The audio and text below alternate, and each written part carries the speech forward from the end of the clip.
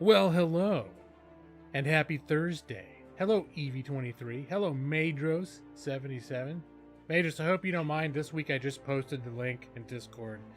I didn't call you out specifically, but I know you know who that was for.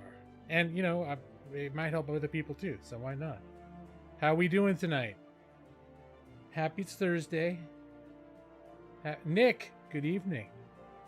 As you can see, Nick, what does it say by your standards of Gaming Lawyer channel that this is, I believe, the 6th stream of Valheim?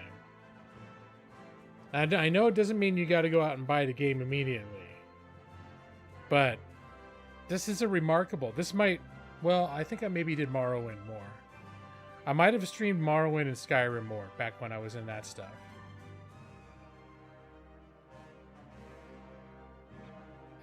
Yeah, pretty much. Madros, you popped right in right when I posted. And it was a random time. It wasn't like exactly 7 o'clock.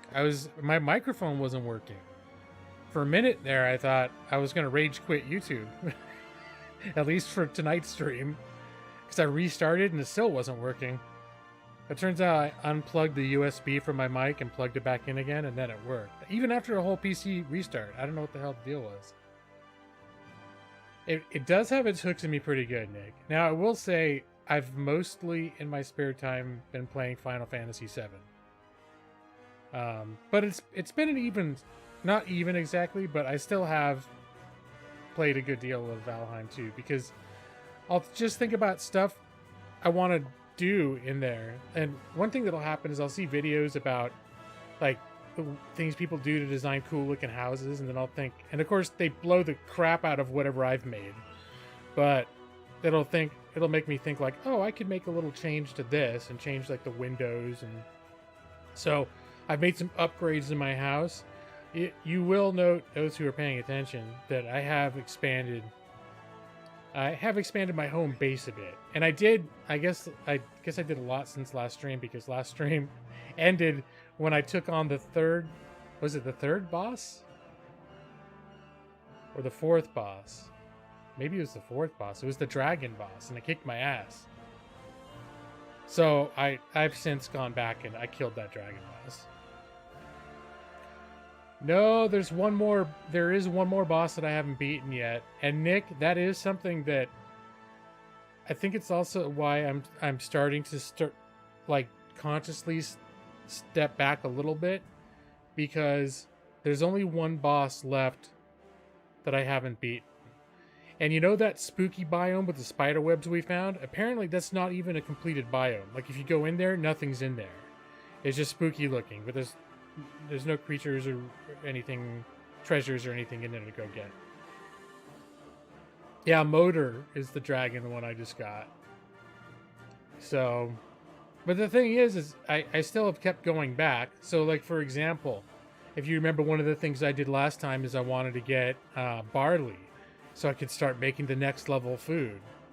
And so that requires you to, as we discovered during my stream, you can't grow barley in my home biome of the meadows biome. You can only grow it in the biome where you find it, which is in the plains. So that means I had to go to the plains, which is a very scary place, and make a very durable little outpost.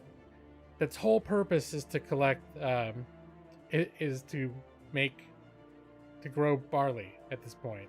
You can also grow, is it hemp? It's some kind of a thing you can grow that you can make clothing out of. But I think I've harvested enough of that. I have a bunch. If I need to plant more, I've got a bunch that I can plant. But and hello, huge happy grand. Odin is. I don't know who the last boss is. I don't even know. I'm assuming it's in the plains biome, and it's somehow I'll use my little detector thingy to find the clue that'll show me where the next boss is, but I don't know what the next boss is. I think if I go back to the stones at the beginning, I'll get some kind of a hint about that. No, sorry. Did I say 7, Evie? I meant Final Fantasy 14, the MMO. I might have been thinking 7 because I want to play the 7 remake. Somehow I brought up Final Fantasy 14 to a friend of mine, asked if he'd ever played it, because we've both been Final Fantasy fans for a long time, and he's like, no, but I just started playing Final Fantasy 7. He's got a PlayStation, so I was like, no, I can't play that yet. But what I'm hoping happens with Final Fantasy 7, because the remake is basically about maybe the first 25% of the original game remade. So what I'm hoping is that by the time that I hope that they continue making Final Fantasy 7 remake until it's done. Maybe it'll end up being in 3 or 4 parts. And that by the time they do complete it, they'll come out with some sort of a master edition that'll come on PC. Because honestly, even if I had access to 7 the remake right now, I probably would play it. But I would much prefer to I'd much prefer to play it when it's complete, rather than it's like, hey, here's this awesome remake, so you can experience the first 25% of one of the greatest JRPGs ever made. Yeah, all right. Hey, Maxie, Aiming G Lawyer has returned. Munin kind of stopped showing up around the 3rd boss. Yeah, you stop getting so much direction, but I know that they're still very early in development right now. So there's I think altogether they're gonna have 9 biomes and 9 bosses, and right now they've got 5. So they're basically only maybe about halfway into the content that they're planning to make by full release. So it's probably going to be a little bit like Subnautica was, like for me, because I loved Subnautica. And when I first played Subnautica, I just totally got addicted to it. I loved it. And then also I played it, and then I ran out of content. I was like, oh, I guess I've seen as much as they've made so far. And then I was like, okay, I put it back in its little wrapper, and sometimes I get in the mood for it and I just play it a little bit. But when it went into full release, I dove back into it again and really started from the beginning.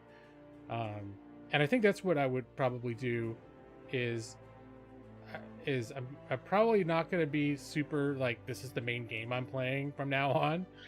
I feel like relatively soon I'm going to transition away from it, because I am coming towards the end of the content.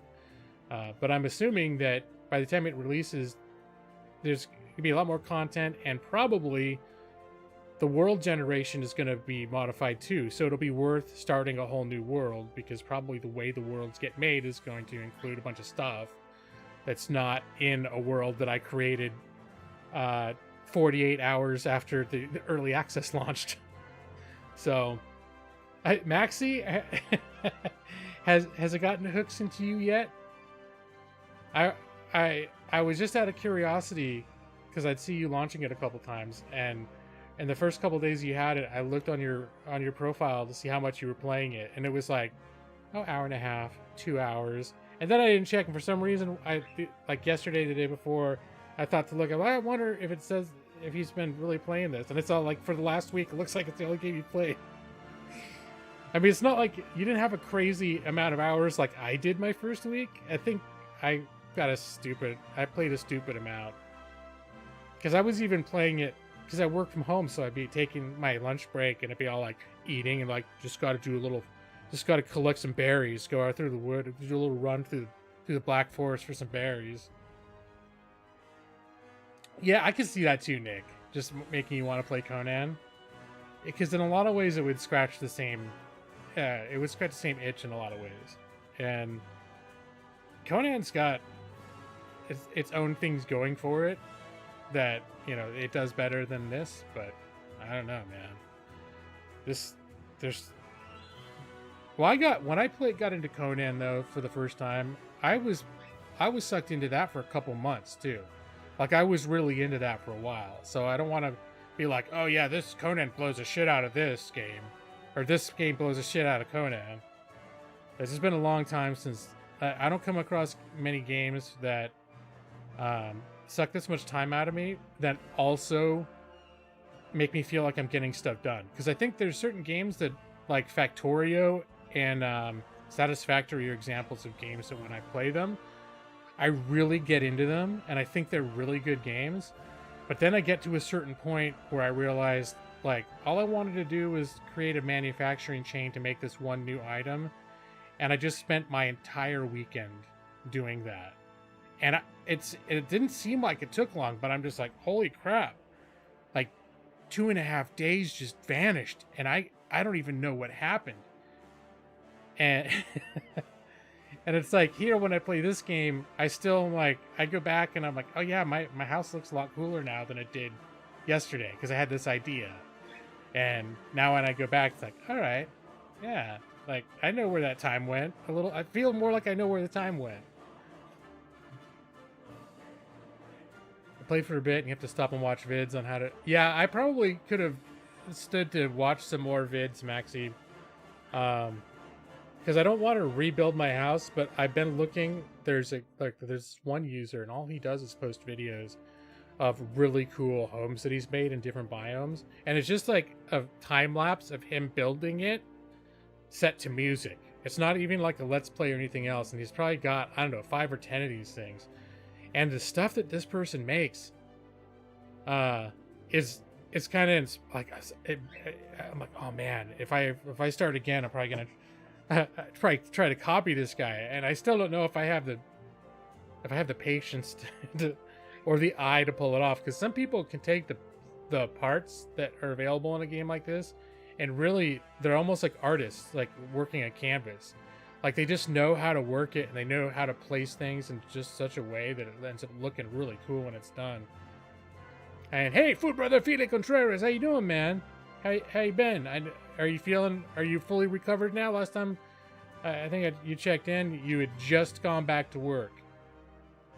And I was like, what? I hope you continue to be well, and that your recovery has been incident free. Yeah, that might be one of them, Maxie. I think we're talking about the same guy, and he did one that was like a dock, like a forest inn, and he did one that was like a dock pier home where he builds it up near the shore, and then the whole one side of the house is just like wooden sort of like balconies and docks. And then he did a swamp biome treehouse where it looks a little bit like the Ewok village, where there's like 3 different buildings, and then when he decks out the inside, they just look awesome. It's probably the same person, Maxie, because I haven't seen other ones. Several things happened the past few days. I hope that's good, Evie. Back to normal. Hitting the gym. Eating better. Went from 189. Now I'm 174. So wait, is that a good thing? Because when you've been sick, losing weight... I usually look at losing weight as a good thing, because I don't know if you've noticed, but I have a few extra pounds on me. But when someone gets sick and they talk about they've lost weight, I don't always congratulate them, because I don't know. I wait for them to tell me if that's a good thing or not. Yeah, well, I've seen guys that do more like tutorial where they explain what they're doing, and that's the thing that sets this person apart. Because normally I would like to hear commentary, but this guy doesn't say anything. It's just the music and the time lapse of it building, and it's like something I'll almost like put on as I'm going to sleep, because the music is very relaxing and stuff. Okay, you lost the weight on purpose by exercising, which is good for you. It wasn't a weight loss from when you were sick. I'm glad to hear that. And that's cool. I need to get back exercise. My wife and I have recently made a series of declarations that we're going to take like half-hour to 45-minute walks every day. And so far it's turned out we've ended up doing it like twice a week. So we need to get on that. You ordered your Ford Fiesta. Okay. And it's going to be delivered Saturday. Put 2,000 down. And you got the COVID vaccine. All right. How'd that go, Evie? I know that it can kick your ass a little bit. I didn't realize this. I had a coworker that all of a sudden called off sick Monday and Tuesday, and she came back on Wednesday, and we're in a meeting, and she's someone who's normally like super energetic, almost hyper. And in the meeting, she's just sitting there like this, and they're like, "Well, we're glad you're back, but it looks like you're not, you're not, you don't have quite your normal energy." And she's like, "Yeah, COVID vaccine is no joke, man. It kicked my ass." It's like, okay. And a Ford Fiesta, I think I told you that was before the car that we have now. That's what we had. That was a fun car. It's little. Well, we have a Fit now, a Honda Fit, which is also a super tiny car. But strangely roomy at the same time, in some ways. But I want to say that the Fiesta was felt narrower, but I feel like I had more leg room in the Fiesta. I'm always picky about my leg room. I remember liking the Fiesta though. I thought it was a pretty good car. Yeah, your first one vaccine, and then on Monday you get a second one, good brother. Okay, good deal. Oh yeah, because if you have conditions, I need to look into my eligibility, because I think I do have high blood pressure, like officially now. For a while they were waiting to see if it was high, but the thing is once COVID hit, it wasn't like super dangerous, and they got me on meds and stuff, which seemed to be managing it to some degree, so that it's not like crazy high. And then COVID hit, and then basically I was like, I think I want to just have a holding pattern unless something like I feel bad or something weird happens, or I'm finding my blood pressure is going crazy.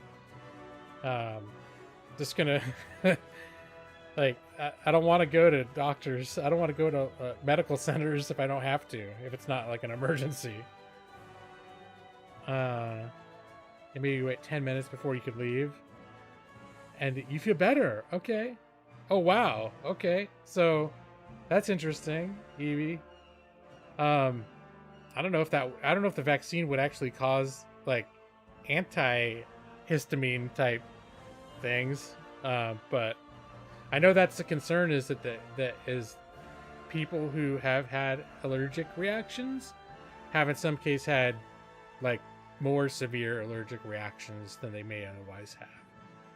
So they early on made that policy of at first I think it was you had to be there and observe for 15 or 20 minutes before they let you leave.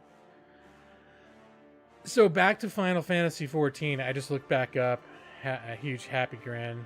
I'm not even sure if you're still here, but it was like never got into Final Fantasy 14. And I streamed Final Fantasy 14 on this channel before, like one time. And it's a game that I've sort of tried to get into twice, and both times I really liked it. But also, it started feeling kind of grindy. Like you had to repeat a lot of activities, even just during regular leveling, like 15th, 20th, 25th level. You had to start repeating a lot of daily activities in order to like level up so you could progress to the next story content. And then also it forces group content, which I'm not. I know it's an MMO, but I'm not always a fan of being forced into group content. I like sort of doing my own thing. And Final Fantasy XIV forces you into group content a lot, like to progress the story forward. And if you don't progress the story forward, for example, you don't get a mount at like, oh, now you're level 30, you get a mount. It's like, nope, you get a mount based on how far you've progressed the main story. So if you're like, I'm just not going to do the main story, and you don't do those group dungeons that are part of the main story, it's like, nope, you're not. You don't get a mount. You don't get those like your next series of like class specific quests. You don't get to do those. G-Lot 2.0. Hey Brad, I can't believe I'm still playing it either. You'll be going from 1144 to 15 in the next couple of weeks. No, I don't think you did tell me that.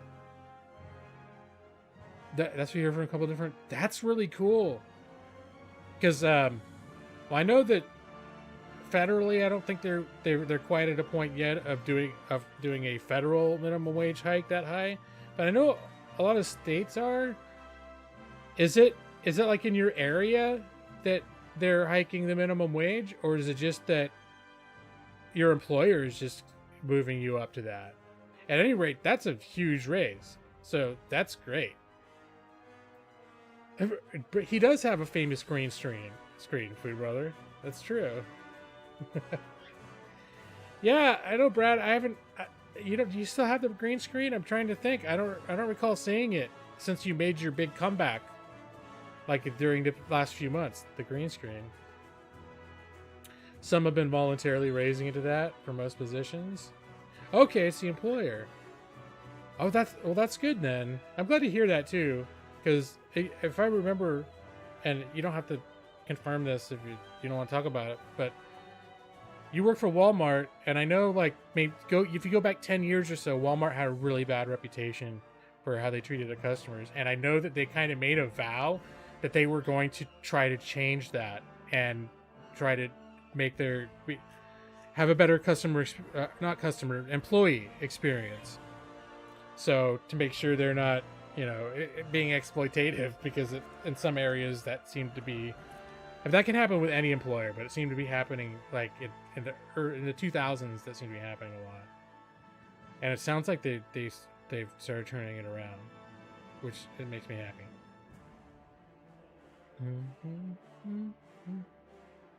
Brad is back again. Yeah, he's back, Food Brother. He sure is. So, but yeah, Final Fantasy 14. Before I start playing the game and get lost in the game, they offered a free weekend, or like a few free days. Like, it may still be active. Like, if you ever had an account, you have a month to log in, and if you log in, then you get like 72 hours of game, like 3 days where you can play as much as you want for free, and then you got to sub back up. Now, one thing is if you're starting a brand new account, you get to play the game for free for the first 70 levels, the entire base game, and the first expansion is included before you have to pay anything, which is like, the only reason I didn't just create a new account is because I started thinking, like, oh, well, I don't know, I created this first account like 10 years ago. I feel like I should use this account. But that's a really good deal. But what they've done really is that supposedly the content in which these expansions has gotten like way better. So they're really pushing through the base game. Like, I think they give you something like a 250% experience boost. So basically, you don't have to do any of the grind to level. And then I believe once you get to the higher content of the expansions, the grinding mechanics are not quite there the way they were, I don't think.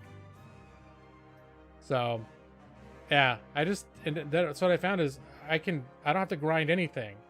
I can do just the main story quests, and I'm way over leveled for the content. So they do a sync when you go into like an instance that you're too high level for. They'll sync your level down to like a max. So my guy's like level 50 and the max level is level 40, then they'll be like, you're level 40 in this dungeon. It's like, okay. And so they're doing that constantly. So I realized I don't need to do side quests. There's all this stuff I don't need to do. There's a ton of stuff you can do if you want to, but you don't have to. Mm-hmm. The sheets of paper aren't that durable. It was retired. I don't know, Brad.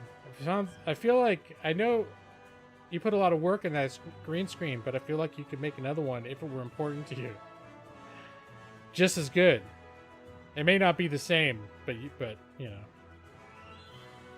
Random mob invasions, based off how far you progress in the game.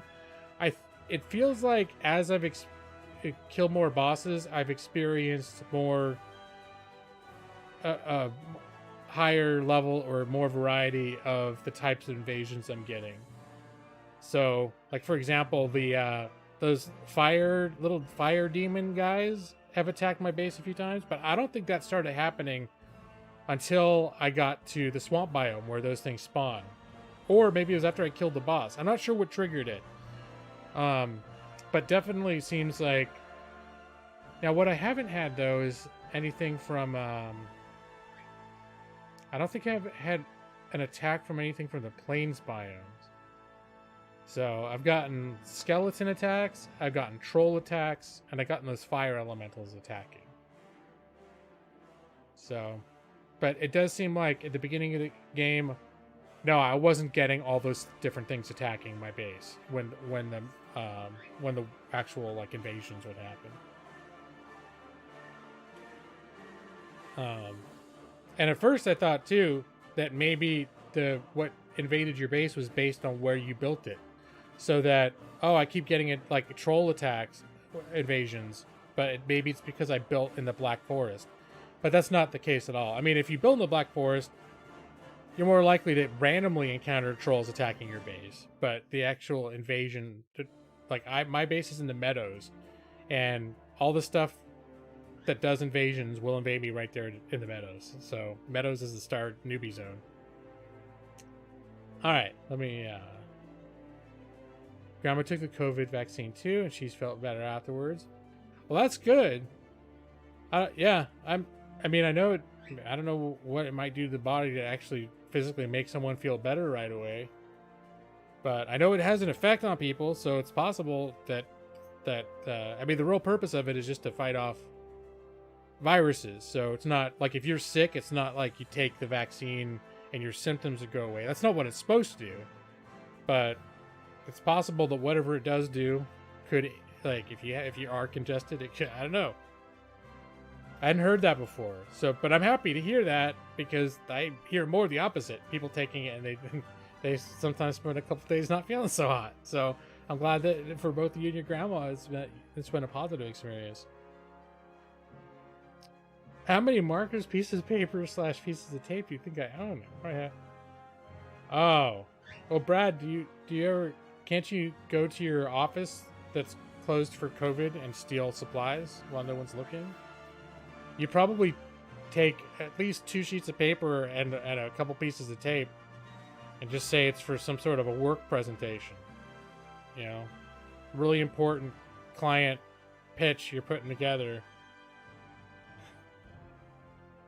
Yeah, well, when the trolls attack Maxie, do they wreck my shit? When the trolls attack, I run out, basically, and fight them. But I have not gotten out soon enough, and yeah, they'll start, like my palisades, they'll just go BAM! And the palisades just start breaking right away. Yeah, they messed some stuff up. Only killed the first boss, built a new home in the meadows. Kept getting attacked by various dwarves, but nothing else so far. Yeah, but I think those dwarves, the gray dwarves you don't encounter, those are Black Forest spawns. So I think if you're getting those in invasions, that probably is killing the first boss is probably what triggered them starting to show up. Or maybe even invasions at all. Before you kill the first boss, maybe you don't get any. 4 arms, Brad. I haven't heard of that. That's what they're keeping on the down low. The 4 arm side effect. Brad is back. Back again. Alright. Let's go. It's historically inaccurate helmets with horns on them out here. Caw! Alright, hey Matus. I think I've been making a pretty strong case that this game is very historically accurate, including the various mechanics about portals, teleporters, and the ability to move various degrees of refined metals through them. Let me get to...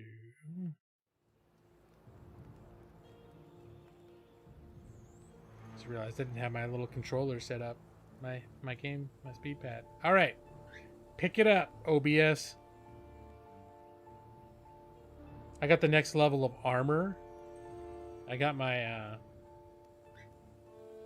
And for all those who are super disappointed in not seeing me on camera last week, I unplugged my camera from my work computer and I plugged it back into my main PC so I could be here just for you. All right. Furbolga. Are they very historically accurate?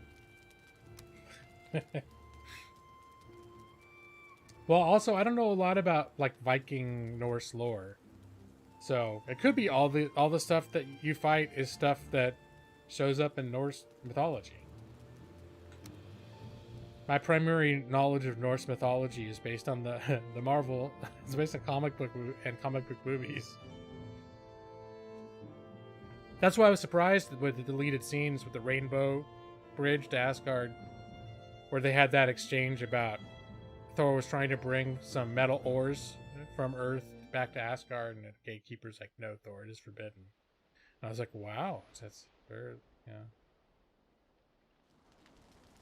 I think I'm wearing stuff with iron in it, Maxie. So, hold on, let me. Is it sunrise? I think it's sunrise. So yeah, I'm wearing. This is my getup. I got the dark iron, or is it called black iron sword? Oh, okay. Just gonna sit down here. Black metal sword, black metal axe. I got the fancy bow that glows. It's all spooky. It's pretty sweet. So I'll give you the little tour. So now you can see Brad was complaining last week that I didn't have enough windows. So one of the things that I've done is I've expanded my windows a little bit, just so there's a little more light. I've started using the gate doors instead of the regular doors, because the regular doors go about to the level of the top of your head, and I feel like they're too low. So this feels like a better height for a door.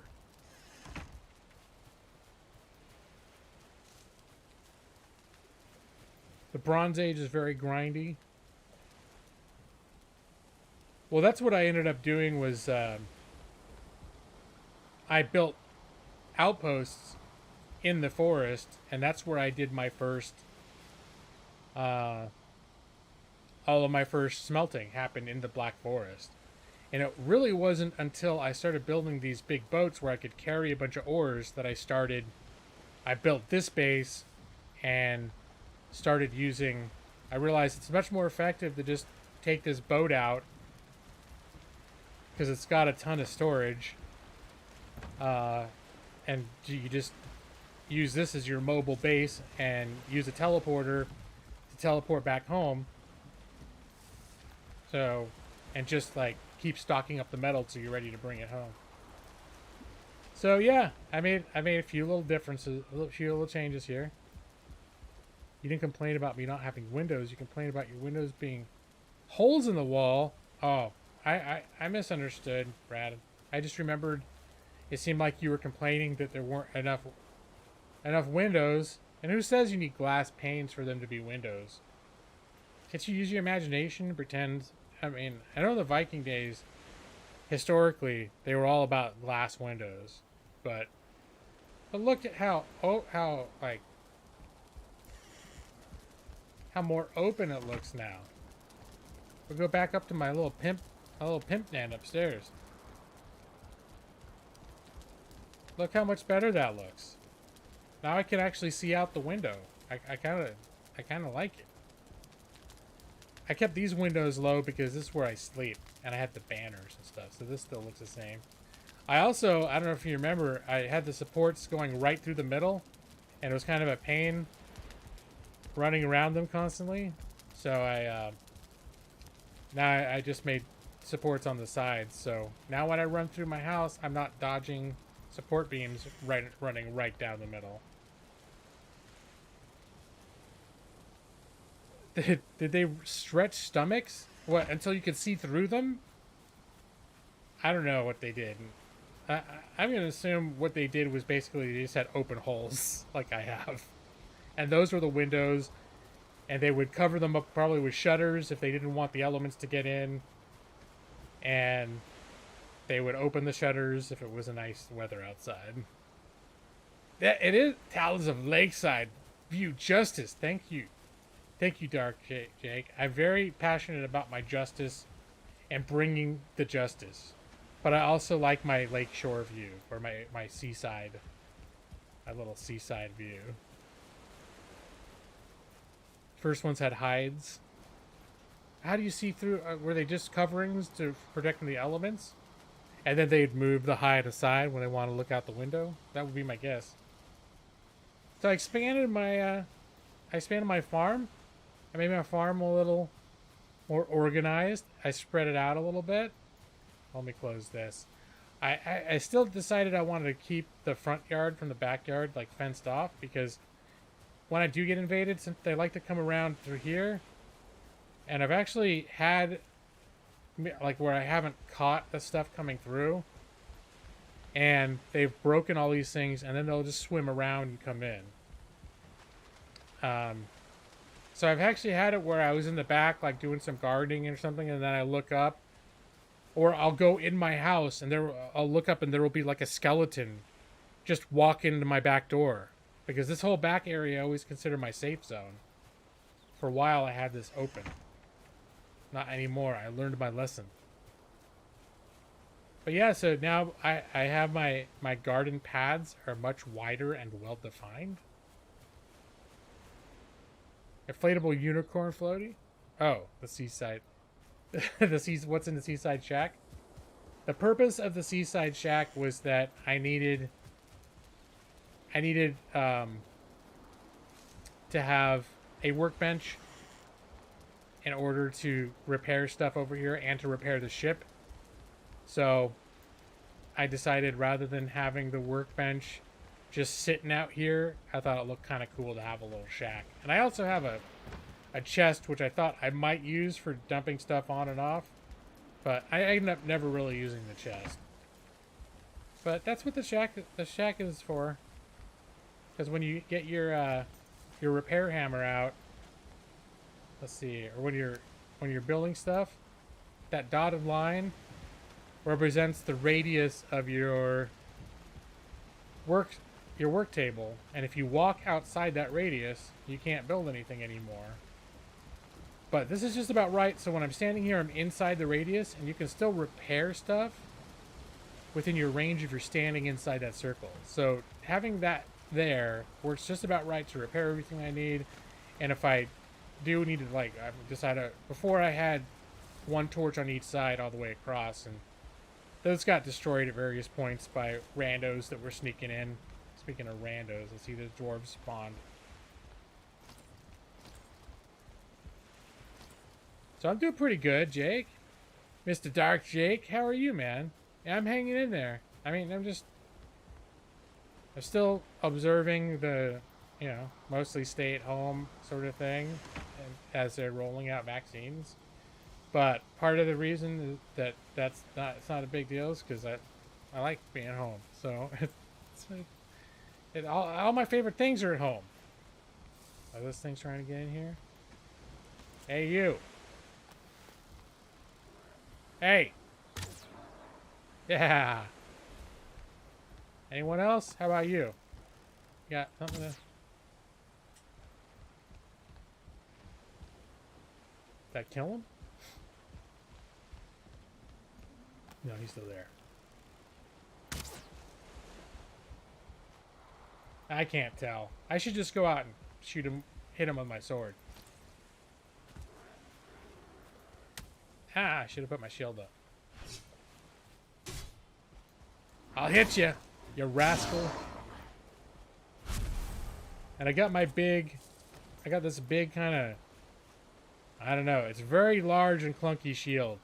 And it looks like a bad guy shield.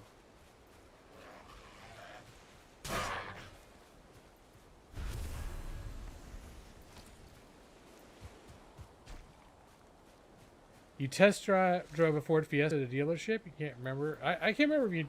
I think I remember you mentioning a Ford Fiesta before, because I remember talking about a Ford Fiesta in a previous stream, mentioning that it was the last car we had before our current car. So I know that you at least brought up that you were looking into a Fiesta. I know we test drove, before we got the Fiesta, we test drove a couple of cars. And the Fiesta was a nice combination of, like, it's a small compact car, which is in LA kind of like what we wanted, because it's easier to find, like, to park on there's a lot of reasons why having a small car in a super bustling, traffic overcrowded car county is a good idea. But the Fiesta also felt like it had lots of room in the front seat, at least. The back seat, maybe not so much. That's the thing about the Fit, is the Fit almost has more room in the back seat than the front seat. Hey. Thought I saw some piggies over here. Oh, Eric! After all this time, they still have not learned to fear and respect me. Oh, did I get your... There you go.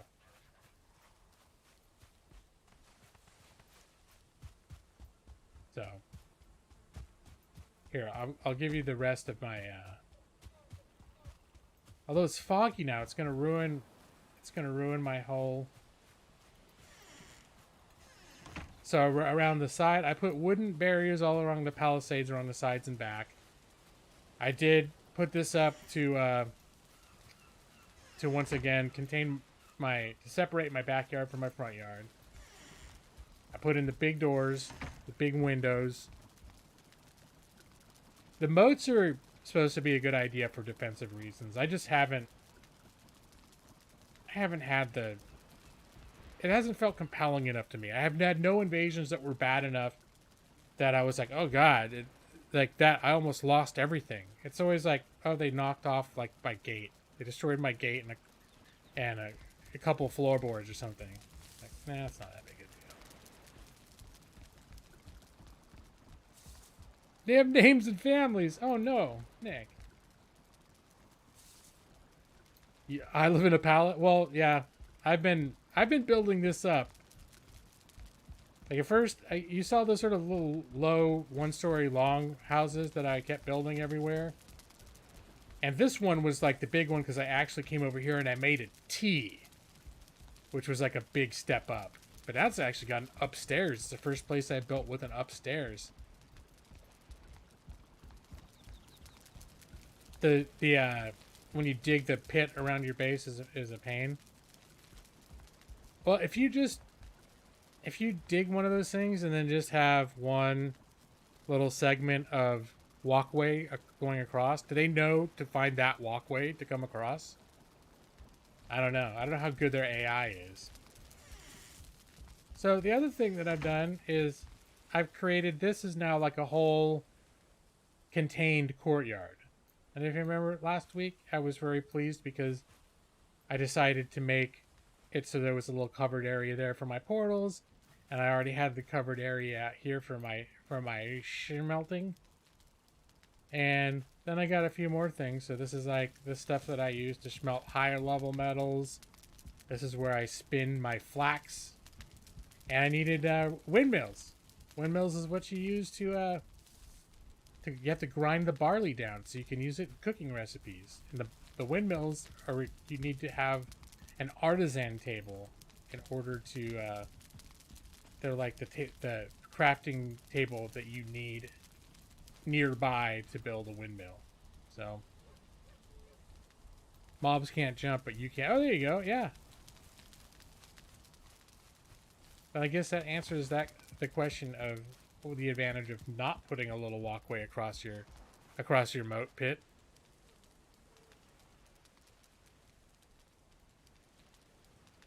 The drain in the house where you're renting is messed up and increasing your rent by almost $200. Oh no. That kind of sucks. Like right when you get your raise too, then your rent goes up. It's a vicious cycle. But that does sound annoying. And they didn't fix... You got a problem with the drain and they're not going to fix it? If you rent that stuff, aren't they supposed to fix that stuff? I don't know. I haven't rented a house. I don't know how much of it is bargained or not. I know normally if you're renting someone else's property, you're responsible for general like maintenance, wear and tear of like vacuuming and making sure it's not a complete pigsty, cleaning the toilets, that sort of thing. But anything that has to do with the innards and like the electrician work, plumbing, that sort of thing, usually it's the owner of the house is responsible for that crap. No, Nick. They're windmills. Although there's trolls, they're like giants. Sometimes I do get confused. Haven't you? Ah! Oh, wait. It was just you. I have to repair it again. Really, it's only fun attacking windmills if they don't belong to you. Because if they're yours, you have to rebuild them if you defeat them. Issues fixing things. Yeah, that's not good. 6 months to get a new set of ovens.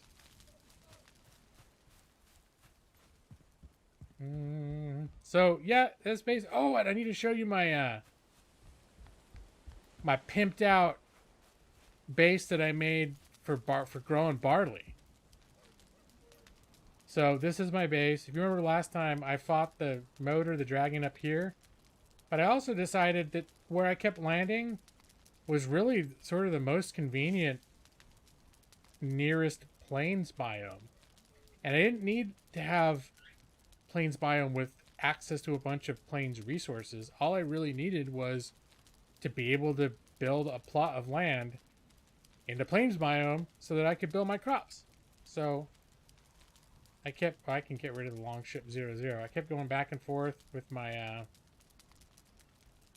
ship. I bring whatever resources I couldn't teleport, metals and things like that, and yeah, I built my little base over there.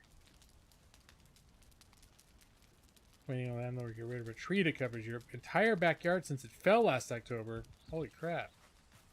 Finally gonna get around to it soon. So I won't be able to mow it with that there.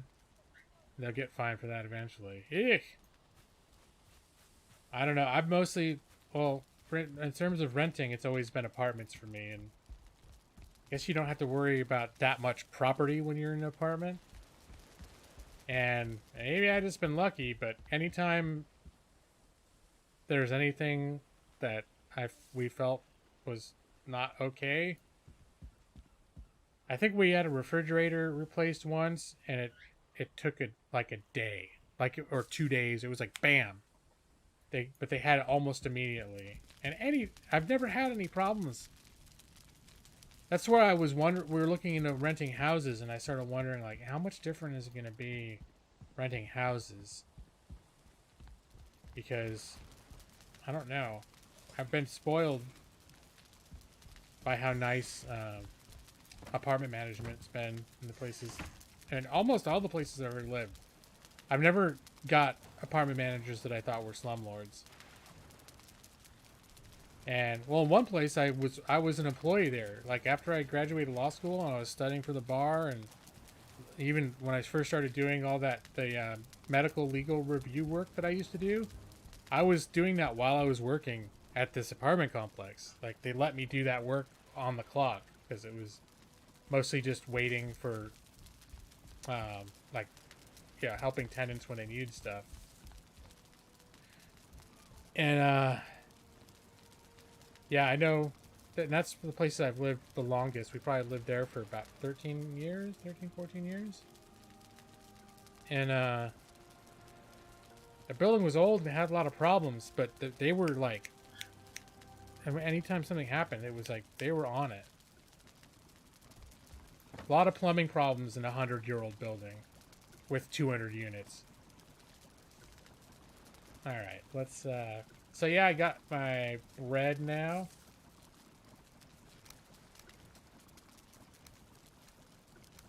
I made some blood pudding. So eating my turnip stew. Was it day 406? Yeah, that's almost embarrassing. I still remember when it was like, oh, I'm at day 30. Wow, I've been playing this for a long time. I'm really into this game. Now it's like, don't tell me what day it is anymore.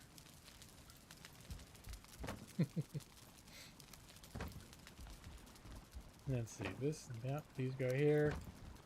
Meat goes up here. Boar hides go down here. I got too many. Oh, that's the wrong one.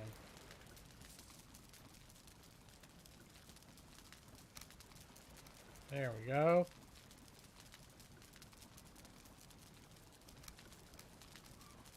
Oh, I don't need to be carrying around stones and a big stack of iron. But I am in the middle of smelting a bunch of iron. You rent a house. I rent one from a small owner, not from some big company who will ignore you. Well, see, that's where I felt like it could go either way, because we noticed that the company that manages our property, the apartment complex where we live, they also manage homes. And so that almost made me wonder if, like, our experience has been, we've been here for over 2 years and it's been very positive. They've been very responsive, and that might just be the on-site management themselves. They're just really, it's hard to gauge always where the great service is coming from, because it can be just that property manager can be awesome, and that means that's why our experience is awesome. But it's a pretty big property management company owns our building, and they also rent individual houses. And so that made us kind of not sure whether maybe we should try to go for a big company, because at least the company that we've rented from, we are extremely happy with. They are very responsive to anything that happens. But again, I'm not sure where at what level that responsiveness comes. Control click. What's control click? I mean, I know control is a button, but I think I missed the context of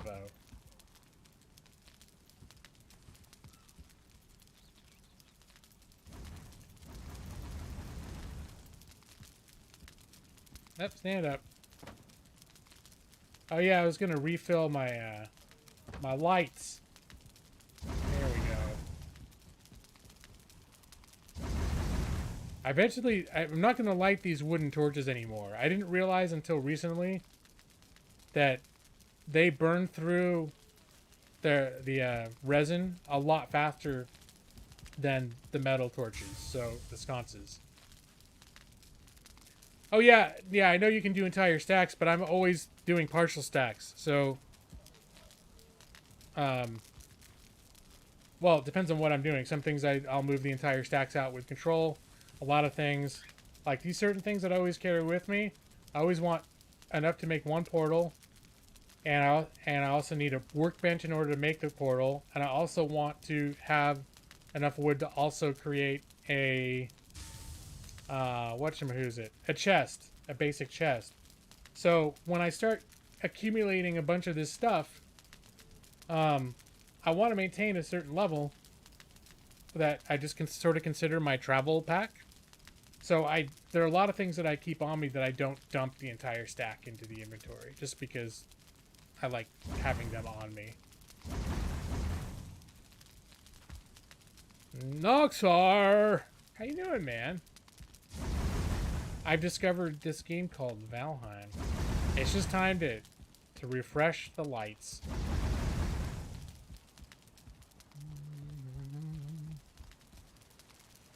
Yeah, the resin. I'm gonna have to farm.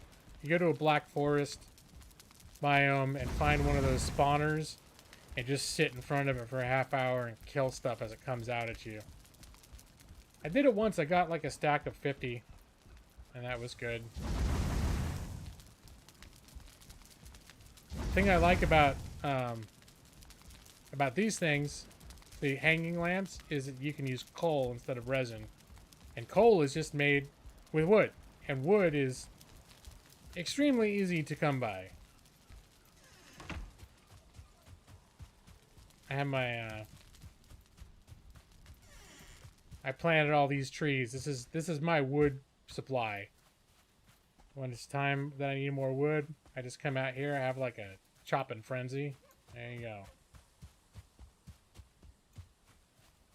You seen this on your feed? Looks like it's something you'd play out of boredom. Well, to each their own. It's I think is it still the top selling game on Steam? I know it's been the top selling game for at least the first month. So a lot of people really find it enjoyable, but it's obviously this style of game is not everybody's cup of tea. I think it's going pretty good. Working, doing my thing. Yeah, not much has changed. We took a week off last week. Did some yurt camping. That was fun. Ate some Nathan's hot dogs. It's very exciting times. All right, where's Seaside? No, Stones. Plains home. My forest looks German? Is that what a German forest looks like? Neatly lined trees? Or just trees are very close together? Oh, what did I pick up?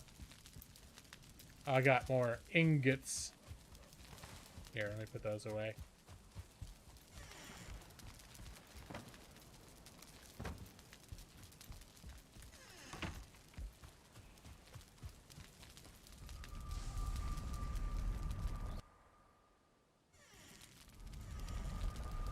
So this is my, I don't want to expand this place too much because, yes, Chauncey. Because, there's a lot harder enemies out here, and the larger this area is, the more the enemies can destroy my shit. So, but I think I used some of my more advanced experience, like building, that when I started with this one, I just gave a little more flair. So I used like the stone and the wooden framework combo. And like my my dock. It's pretty sweet. I like this place. It's a cool place to hang out. The problem is this is the zone that has like the death mosquitoes. So you randomly come here and be like, I'm just gonna pick some stuff, and all of a sudden you're in your walled area, and you know, murder hornets are trying to kill you. You miss hot dogs. Oh no, your gourmet hot dog place closed. You miss having a thick wiener in your mouth. I feel for you completely there, and I know you didn't mean that with any sort of weird innuendo. So yeah, this is my base that I use for growing my barley. And this is all ready to harvest. I just don't happen to need more barley yet. Let's see, any murder hornets around? Feeling like I can hear the buzzing of a murder hornet. Oh, I did get a skeleton attack before. I'm gonna pick all this stuff up. There was a skeleton invasion. It's called Skeleton Surprise. But luckily they mostly fought other stuff in the biome. So there were a couple of those goblin thingies. They're not called goblins. That are totally badass. And so as all the skeletons were spawning, the goblins were just destroying them. And I just sort of sat behind my walls and watched. It was fun.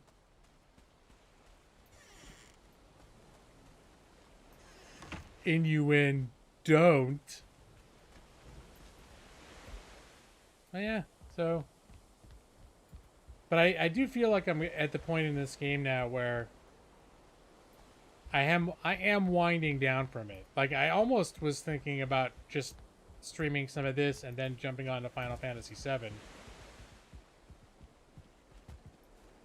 The problem about Final Fantasy 14. The problem with Final Fantasy 14 is it is super story driven. So if I was going to this up, if I was going to stream it, I would have to, I don't know, maybe develop my crafting. But even the crafting professions are heavily story driven.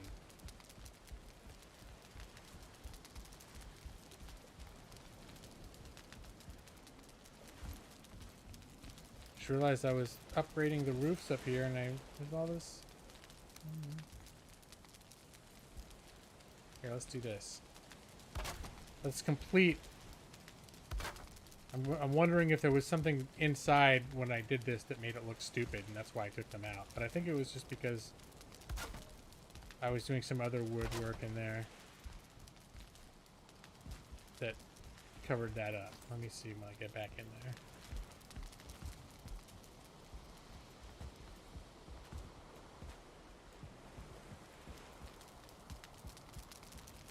Oh, no, that's fine. So yeah, I have all the... I'm making more use of all the little frames and stuff. Yeah, it's nice. It's good. Enjoying it. Yeah, the windmills, they mill my barley, but barley can be transported through the teleporter. So again, I didn't build the windmills here because the philosophy is only build what I need here, but what I do build here, I want to make it look nice to make it happy. So when I visit it, I'm like, oh, this place makes me happy to visit. I enjoy it. I like especially standing about right here, where you can see both my big, wide open double doors. You see the dock with the ocean. You see the green, protected fields outside. It's nice. I like it.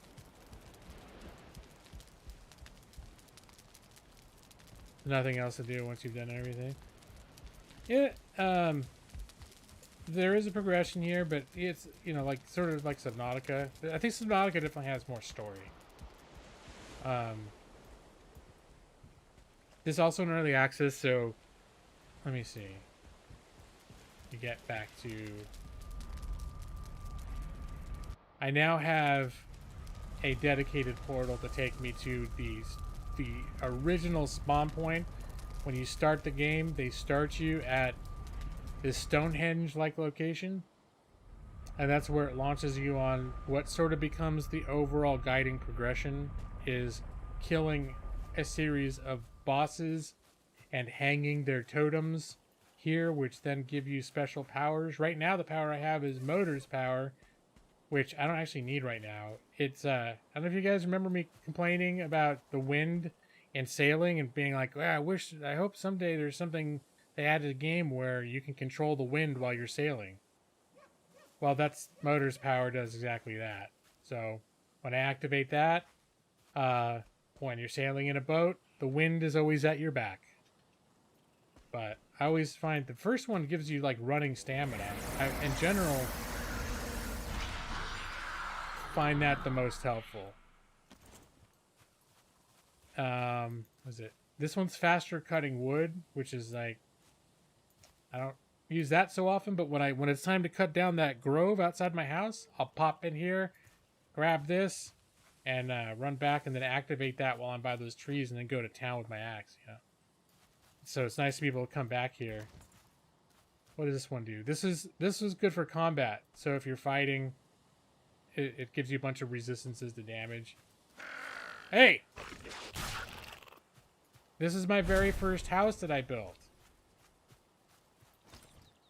I was originally going to make this my main home. I thought I eventually would come back here, but the problem is once I actually explored this continent, I realized that this lake is landlocked, that it's up against. So all the idea that you need to transport, there's certain things you can't take to teleporters, like metals in particular, that are critical to what you do in this game. I can't build my ships to carry them here. So that's why I moved up here to the real shore, to the real ocean, so this can be my home base for all of my naval expeditions. So yeah, it's you know, the fires have all burned low.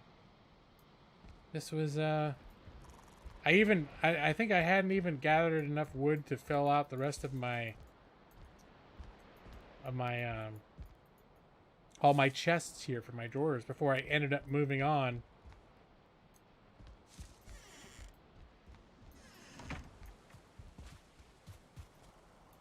Because yeah, you land here. When you first start the game, you get dropped in the center of all these.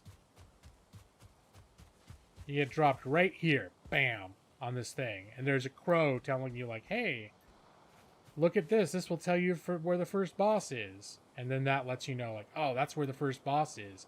It's like, you better be prepared before you fight it. So then that's where you're like, well, I better get some wood so I can make some clubs and maybe bows and arrows and kill some deer so I can make some leather armor. And then once you kill that thing, it gives you an ingredient that lets you build your first pickaxe so that you can go to the dark forest biome which has copper and tin that you use to make all your next stuff. And then it's like every time you kill, and then there's a boss in this biome that you find. In this case, it turned out to be way the hell over here. Or was it? And this is all grayed out, so I didn't know it was across an ocean. So one day, I came here to build something next to the Black Forest biome, so I could have a base near the Black Forest biome. And then one day I decided I was going to get up early in the morning and run to scout out the location of the next boss, which spawned very far away. And so I ran, and then I hit the sea. I realized, oh, I'm going to have to build like an actual ship to take me across the ocean. And so where I hit the ocean on my way there, I built, oh, well, I might as well build a little house here. And then it was the first place where I had access to tin that I could combine with copper to make bronze. Over here, at this first one I built, near the forest, I could find lots of copper, but absolutely no bronze. All the bronze is where the dark forest meets the ocean. And over here, the dark forest didn't meet the ocean. Everywhere where the ocean hits is meadows biome. So, yeah. So for me, there was a constant goal that kept, like, the world, the way the world, this is procedurally generated, but the way the world was designed kept pushing my story forward and giving me like, okay, now I need to find my way to this boss, and I hit this ocean, so now I need to build a ship in order to get across the sea. So now I'm going to collect the resources to be able to build a ship, that means I'm going to have to collect these metals that I couldn't access before. And just the way that it all flowed together felt, like I said before, is it really made me feel like, yeah, I was sinking a lot of time into it, but it was also, I felt like I was progressing during that. So I don't come out of the time that I've spent with this feeling like, oh, I just wasted my time.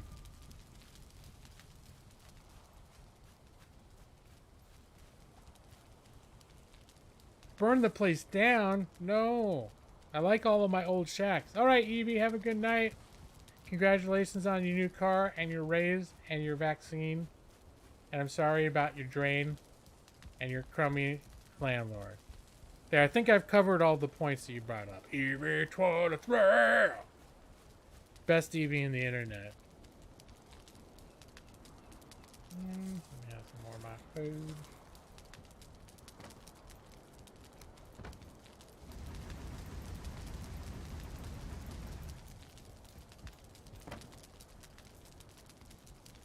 Let's grab 10 more of these.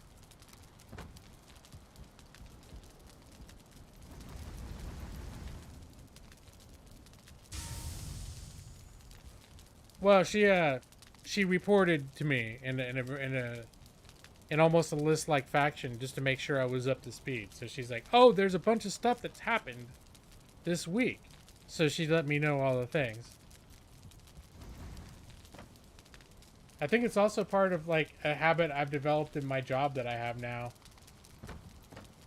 where at the end of a conversation, I always recap. Like, okay, so these were the things that you were of concern to you. There was X, Y, and Z, and in response to that, I'm going to do this item 1, item 2, and item 3. Is there anything else that we didn't cover? You know, I'm used to this sort of itemizing conversations now. It almost has become habitual. I wonder if I've developed speech patterns that are driving my wife crazy as a result that I'm not aware of yet.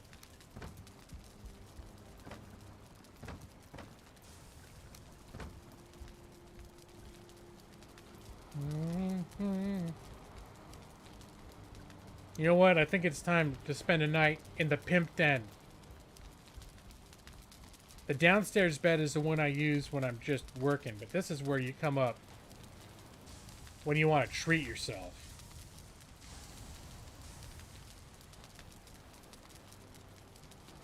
When you sleep, they always give you these little dream things. I think I've seen all of them like 100 times now. You know, 1 year in retail. Yeah, I mean, part of it too is just organizing it out, because the stuff that we do is, it can be complex, and the steps and solutions that we need to implement to resolve their issues can be complex. So I always like to try to break everything down into like a sequence. Like, okay, here's what to expect. What's going to happen is, you know, I'm going to submit the request. Then depending on X, Y, or Z, we may send you some forms, and you'll need to fill those forms out and return them to us. Once we've received those forms, this will happen, and you know, from that point, blah blah blah blah blah. So, and I'll be trying to just give them an expectation, because it's all about them trying to get like a check back in a way that they can cash. But sometimes I get a check that's like, oh, this person's dead and I can't cash this. It's like, can you reissue it in my name? And it's like, easier said than done. Like, there are a lot of legal reasons why you can't just put any name you want on a check that's being paid to someone as a result of like a lawsuit, you know, or a class action. It's not just like, I can't, this was like my dead cousin, he's dead and I got the check in the mail, can you just reissue it so I can cash it? It's like, well, there's a few things we need to before we can change any names on checks, there's a few things we need to do first. And sometimes, depending on who they are and what their relationship is, and the person is dead, for example, that can get complicated. You died of smoke inhalation? I never died of it. It's good. It's a good habit to have at the recapping. Well, it also makes sure that I don't miss anything, because that's one thing that you see happening that it's easy to do. Is you'll talk to someone and they'll have what you know is a complex issue, and you'll go back later and someone may have previously spoken to them who either is not familiar enough with the topic to have hit all the issues. So yeah, you'll see somebody jumps through all these hoops to get a check reissued in their name, to do all the stuff that they need to do to like show that they're legally entitled to it and whatever. And then you'll see some like weird thing happen where someone just like hit the button to make the new check go out, but they without changing the name. And so this person's worked for 6 weeks of like back and forth to try to get this thing, and then he goes out and checks the mail, and it's like, the hell, what have I been doing for the last 6 weeks? So, and it's because this could be complicated for the people that are like doing this for a living. If they're not very carefully like organizing making sure that they've in their own head have a very well-defined list of what needs to happen in what sequence. I've been damaged by smoke before, but I haven't died from it. But I was aware that you could be damaged from it before I started playing. So I think that was maybe an advantage that I had, Maxi, is I already knew that was a thing. You recently bought GTA, and the worst way you died so far is walking down the street and a cop car clips you. And the 2 cars stop, start shooting each other, and you get run over. Oh. Were you doing the online version, or are you just talking about like just random AI vehicles having this whole crazy thing unfolded?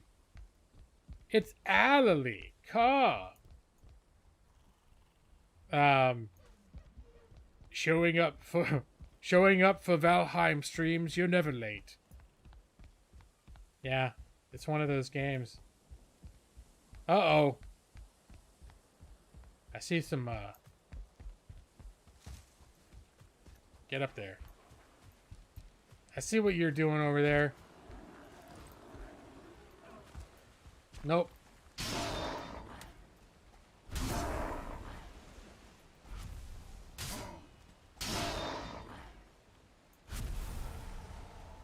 Alright, time to pick up your sweet loots. Ow. Alright, don't walk into your own... Speaking of which, they look damaged. Let's repair my sharp spikies.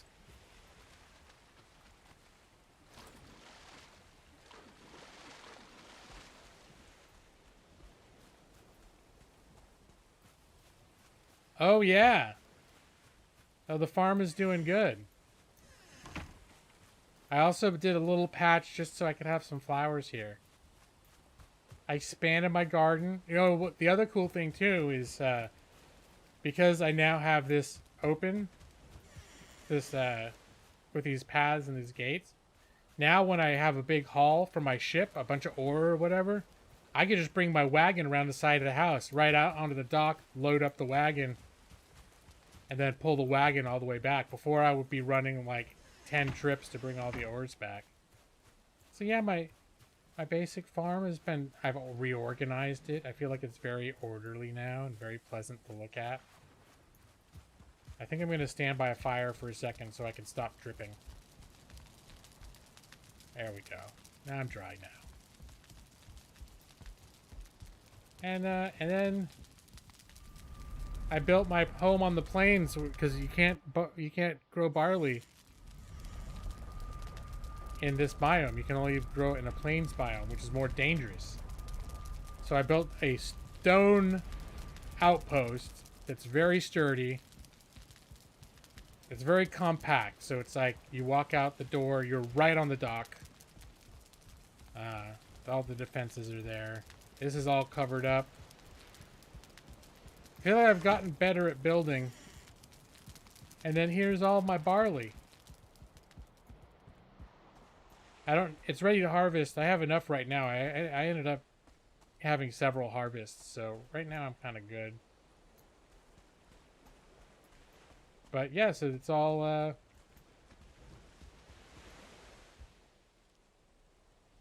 good. I got my next level of armor. It's pretty sweet. Lots of things have happened since last week. I killed the dragon alley, but I didn't do it during the stream. The one that I tried during the last 10 minutes of my stream to kill the dragon last time. Yeah. That was quite a battle. Oh. Yeah.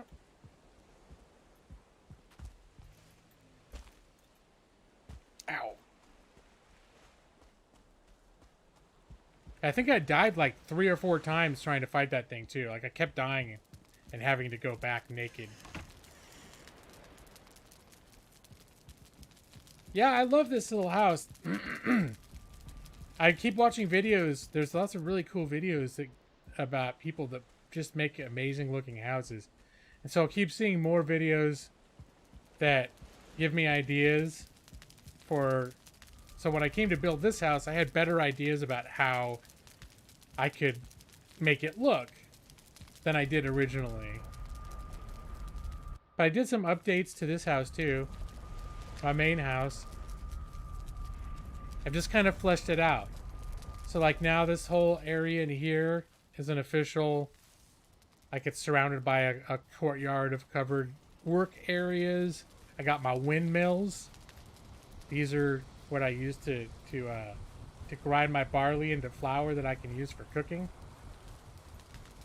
And I also like open stuff up in here. I have bigger doors now. I was always a little annoyed that the doors seemed so low, and I've opened up the windows a bit. Although, as Brad pointed out, I don't have glass, so some people may not count these as windows. But the fact that I can actually look outside, like I'm sitting in here, I'm comfortable, I'm sheltered, I'm warm, and I can look outside, I can see my boat, I can see if there's any shenanigans going on out there. I kept this side kind of low because I was hanging banners and stuff everywhere. My little pimp den here. Oh yeah.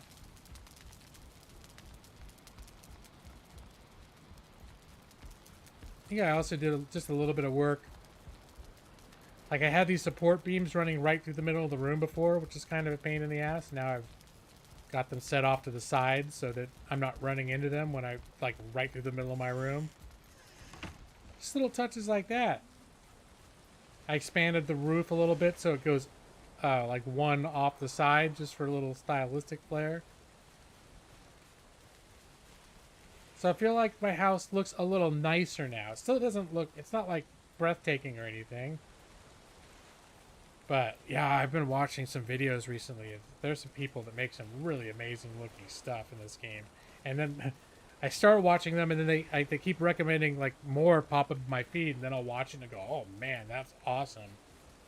So not that I'm gonna tear everything down and start over, but it makes me start thinking about little ways like these windows. The way these windows are is sort of how I saw reminiscent of someone who did windows much better in a video that I watched, and then it made me think, oh, I'm gonna come out here and like rip out these walls and just make the windows like that. Because before, all of my windows were just this. Like I would just cut out like one little thing. I was like, oh, that looks like a reasonable window, like that a person of that size would look out of. That seems fine. But I wasn't thinking big enough. The YouTube algorithm, I don't mind. If the algorithm ends up showing me stuff that I want to watch, then I figure the algorithm is my friend. So, if I wanted to make a career on YouTube, my algorithm might not be so much my friend, because I know it's a fickle beast. And it seems to have ruined many a YouTuber's career. But for a dude like me that's just doing this for fun, the algorithm really doesn't piss me off too much.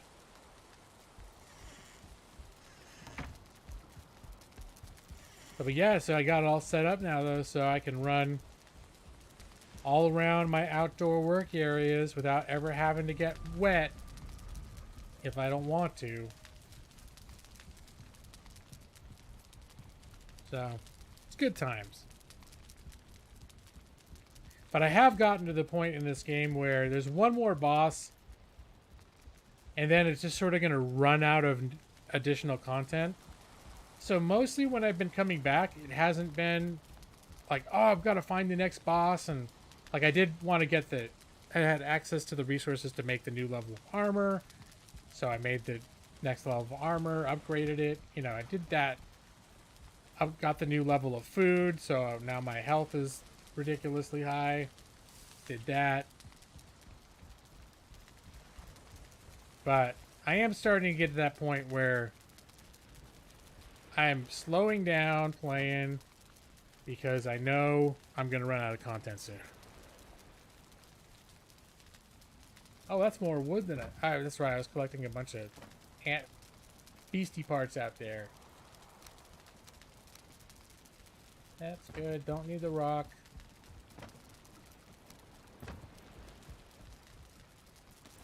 Oh. But what am I? Oh, whoops. Didn't mean to do that, but doesn't matter. I got backup wood. One of your two workplaces finally going back to physical work, and your hair isn't up to dress policies. Yeah, I cut my hair over the weekend. I cut my hair on. Oh wait, no. Yeah, it was over the weekend, and it was time. But one of the main things that pushed me over the edge to do it was because at the end of like the last day that I worked before I took that week vacation, one of our supervisors seemed like kind of like on a whim. He's like very much about like team morale and sense of community, all this stuff. And he's like, hey, you know what I think would be a really good idea from now on is I like everybody, when we have our team meetings, I'd like everyone to have their cameras on. Because usually maybe like our head project manager and a couple of supervisors will have their cameras on during meetings, and everyone else just sort of is there on voice, but we're just watching. And when I was like, well, now if I'm going to be on camera every day, I'm going to have to start caring about my appearance a little more. I can still wear t-shirts, as wearing like my Star Trek t-shirt and stuff. They're cool about that. But when it comes to like just me full on feeling like I look like a homeless man who just happened to like find a work computer, a buzz cut and a shave. That's basically what I've done. I've gotten ever so slightly better at being able to make it shorter on the sides, so that it's not exactly as short on the top. I could be a little longer on the top. So, because before it was one uniform dome of same length hair, and This time I actually was able to do a little bit better a job of having it very short around the bottom and just a slight taper, which is professionally speaking, they tell you not to try to do that to yourself, but I feel like I'm doing it well enough for like pandemic times, you know? I can't get away with long hair. Now my team would allow it. It's not that we can't have it. In fact, there's like one dude, and he's got a beard, and he's got like he sort of got this cool mountain man vibe, but like a young hip mountain man. I don't know. It works for him. When my hair gets long, it's not what it does. I just look like somebody. I look like somebody that needs to be like put into an institution when my hair gets too long. It's like, oh, shit, it's that guy. Like, I don't know what. Hopefully, he just asks for some change and move on, not have some sort of episode.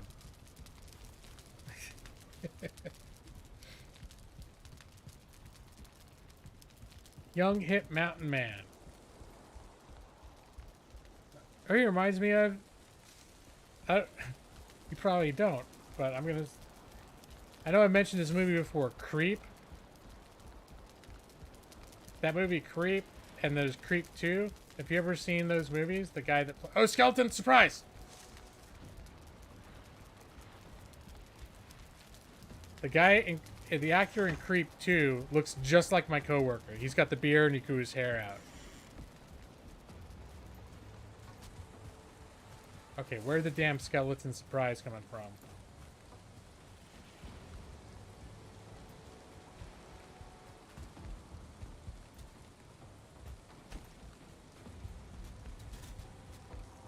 I hear their arrows.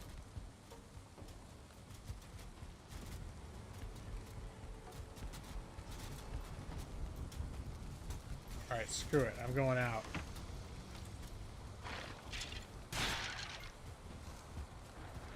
There they are.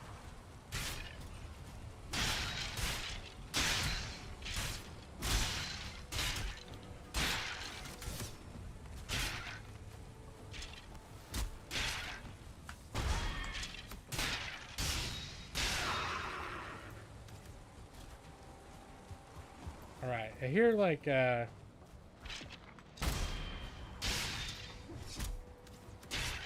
feel like Boromir attacking the onslaught of orcs as he gets like killed defending the hobbits.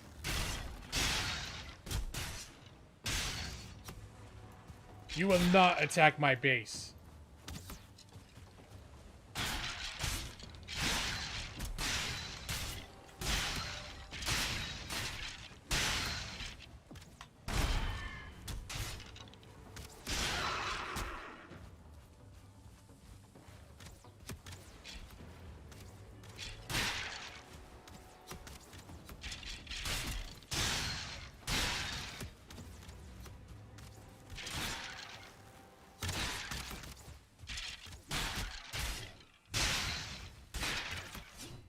I think they're about to leave. It says the skeletons are tired of fighting.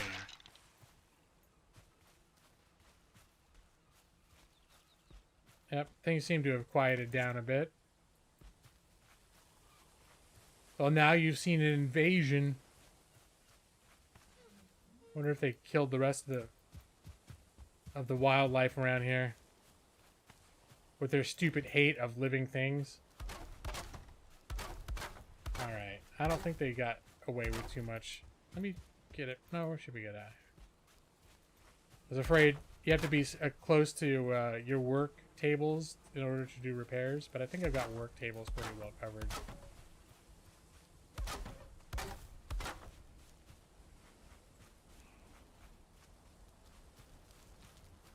Yeah, skeleton surprise.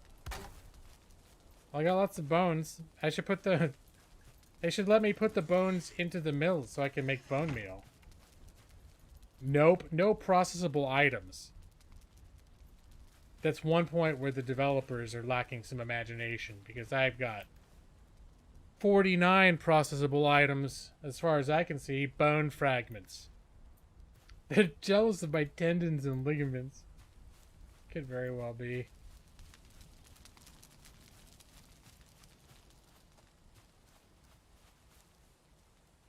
I think they just get discouraged. They're tired out, you know? They're dead already.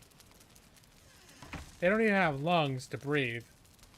I'm frankly not entirely sure how they're even attacking in the first place. I don't ask questions, though.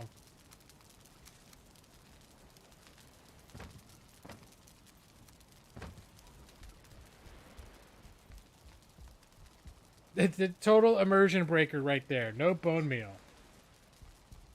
And according to Skyrim, bone meal is like one of the staples of sort of that Norse environment. I mean, isn't it a traditional Norse meal, Nick? Bone meal? I remember discussing it quite frequently in years past.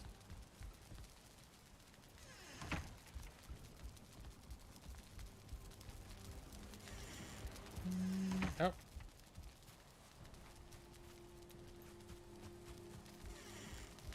Here's what we'll do. We're gonna set this to seaside, and then I'll do a little like rando pilgrimage tomorrow. And I'll also be looking for thistles while I'm at it. Bone meal is one of the 2 Norse food groups. That checks out, Nick. Well, I guess I've got plenty of thistles. What I'm missing out on is the blood for the blood pudding. Blood pudding is the best food in the game so far. It requires flour, thistle, and blood sack. Is it blood bags? Blood bags. Blood bags come from leeches, which are kind of hard to... They're all over you when you don't want them, but when you do, it seems like they're hard to find. Wink if you're glad to be rid of your mother-in-law? Nah, it's not like that. Because mostly my mother-in-law and my wife are like sisters. So when they come to visit, when she comes to visit, because we went camping last week and then my mother-in-law came for a few days leading into the weekend. And when they come to visit, it's mostly like 2 sisters getting together and hanging out. And I mean, I will spend a little bit, I hang out with them a little bit and socialize. But it's mostly like they went out and got pedicures for the first time because like restrictions are lifting a little bit where we are. And you just hear them like gabbing and talking, and they're always talking about like the old days in the town where they grew up, about stuff I don't know anything about, and they have these long conversations, and they have a great time.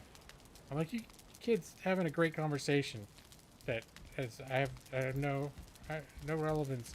But then they mostly let me, you know, if I want to go play games or whatever, they're cool. They're like, all right. I come out, I hang out, and I'm like, all right, I'm gonna go play some games now, or I'm gonna, you know, whatever. Take a nap.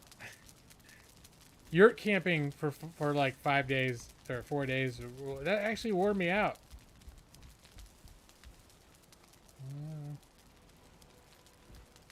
Yeah, look at that. The morning view out of my windows, overlooking the ocean. Maybe, should I put my bed against... Oh.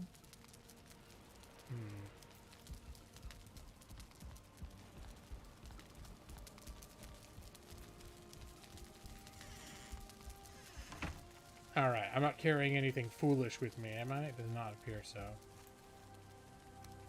Here, let's put the wishbone on.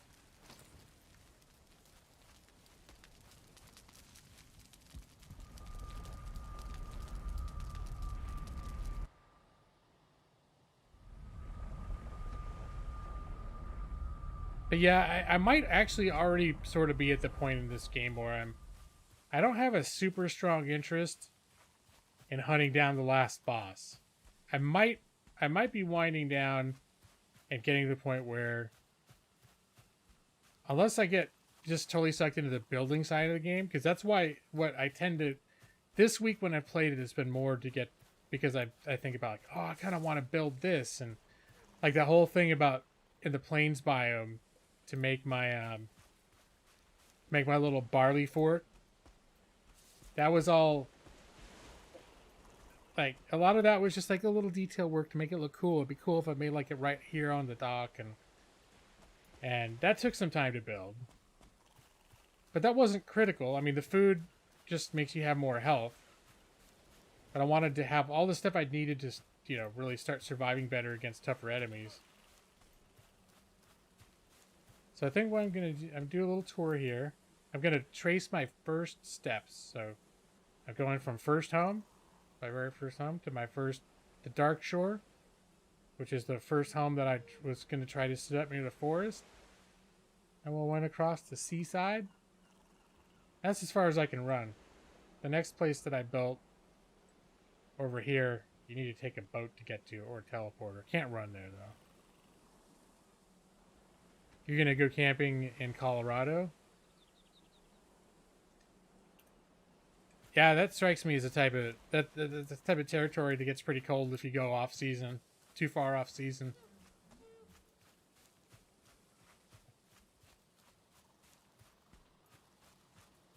But I've only been through Colorado once, and that was literally just driving when my wife and I drove to the...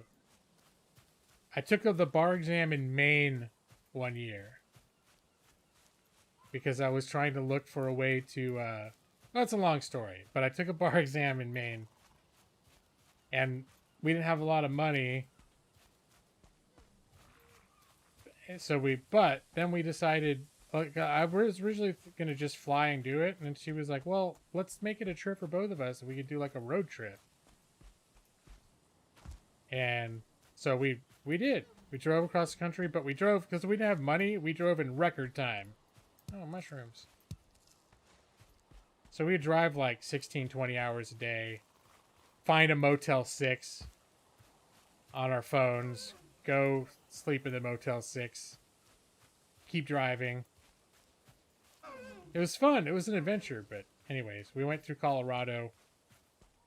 I think we slept our first night in Colorado. No, wait. She got itchy. And she wanted to leave like... It was like 8:30 at night. And she's like, well, I want to go tonight. I just want to go. I feel adventurous. So I was like, all right. So we drove to Vegas. Rolled into Vegas around 1 in the morning. Found some place for the room for like $25. Played a few slots. And then took off the next morning. And we got like through Utah, 2/3 of the way through Colorado. And it was like 1:30 in the morning. And we couldn't find any hotels.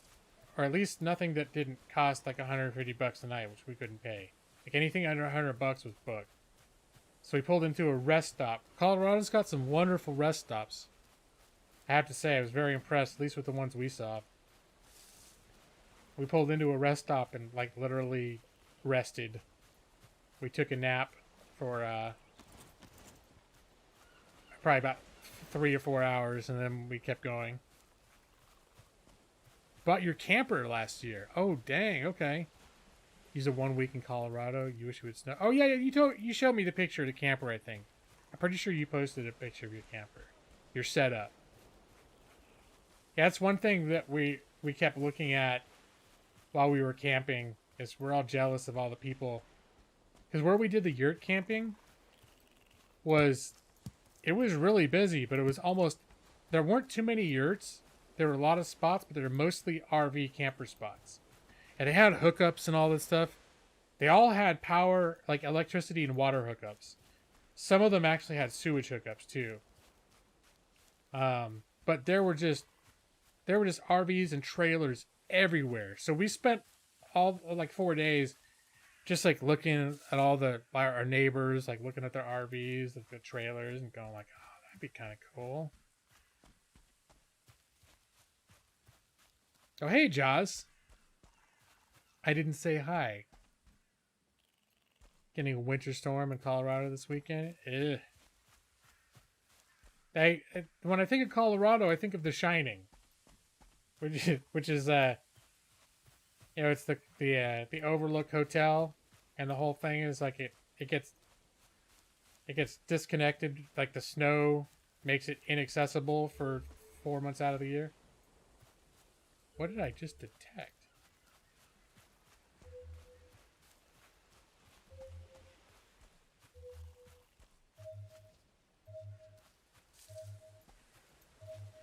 think it's this. Really? You're gonna bother me with this crap? There, okay. No more hidden treasure noises. Thank you.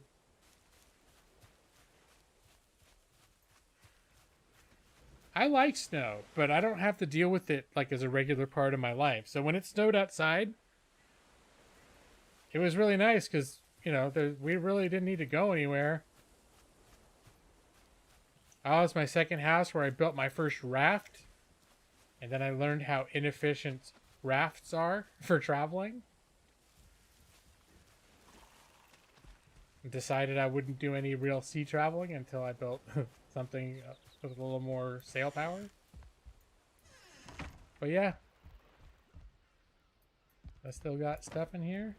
Some of my old equipment. Bunch of stone. Yeah, there's some stuff to salvage in here if I ever really wanted to. There's some 10 drumsticks of roasted meat. There you go. Just been chilling in here for a year.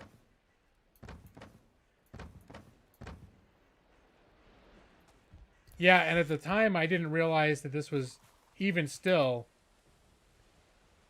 Like, I think I explored this whole area and got over here, and I explored most of this island before I ever explored the rest of this. And realized that this was not part of the ocean. This was just a big lake. So, yeah. Yeah, Texas got pretty hammered. But yep, this is my one of my early little homes. I feel like each home... Well, I like the first one I made had those multiple levels, which I thought was kind of cool. That happened mostly by mistake.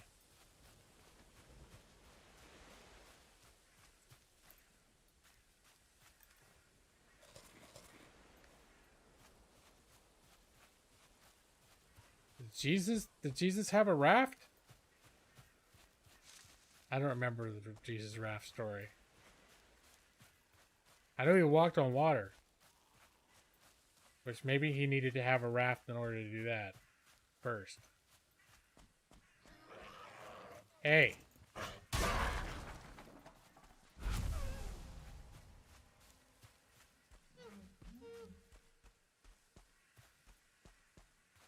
Yep. Just having us a little... Following our footsteps. In the dark forest. Oh, it's like a cross. Okay. It's like, oh, the biblical scholars. They didn't talk about it much in the Bible, but he was a carpenter, and his favorite thing to build was his raft. It was his pride and joy. It's like, that's for the bonus materials. It's in the secret archives in the Vatican. Well, yeah, I mean, maybe you got to carry your stuff around. You can walk on water, but, you know, you still want to bring your supplies with you and whatever. Probably lots of reasons you could want a raft, even if you could walk on water, that I could think of.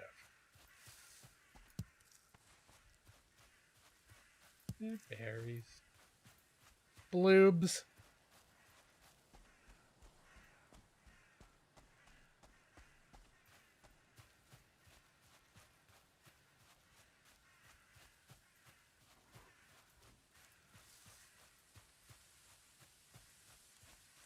I see some dwarves.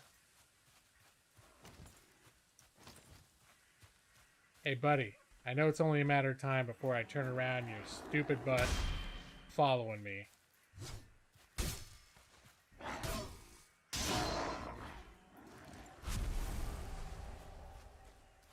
Bloobs. Hey.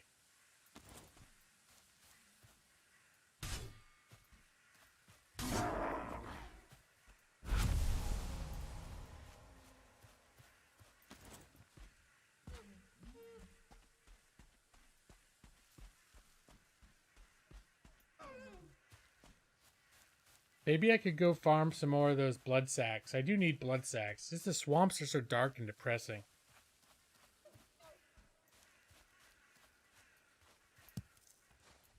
Yeah, I could probably find you a troll, Allie.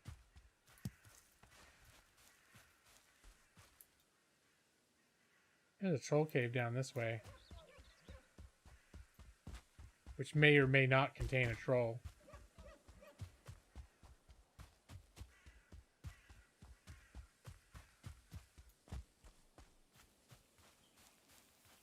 Yeah, usually when I run through the forest this much, I'll always run into a troll at some point.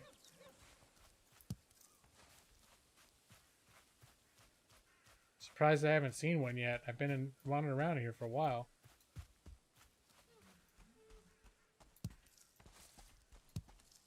Okay, I'm getting lots of delicious blueberries.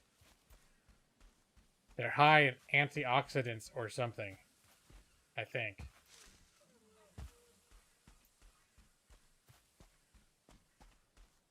Now, before I couldn't fight these things toe to toe, but now I can. The problem now is it's dark in there. You gotta pay the troll toll to get in. Yep, there's a troll. If you want to get into this boy's soul, you got to pay the troll toll. Hey, buddy. Oh, gosh. Come on now. Right at the pooper. Oh!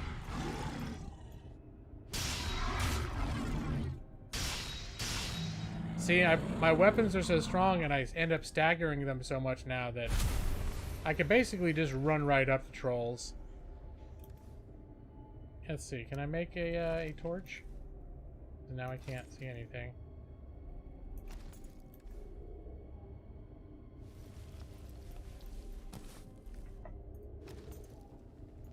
Because trolls have treasure. What do I not want? All the extra stone I could probably do without. Amber. Amber.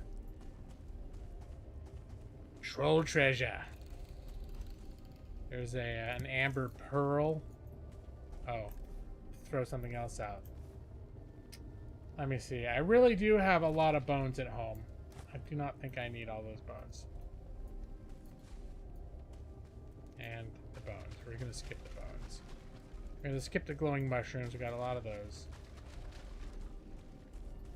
And I also don't need the torch.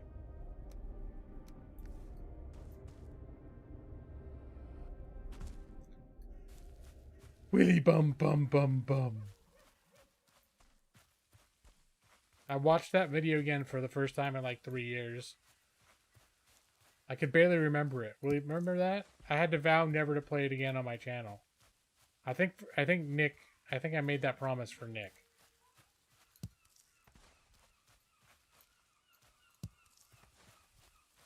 A couple months ago, I was like, what was that song again? I could barely remember what it was called. Should I be doing more sailing, Brad? I felt like going on a walking excursion. Starting from my first house. During my first footsteps on the original island I was on. I think this is the house I was hanging out in the first time I streamed it too.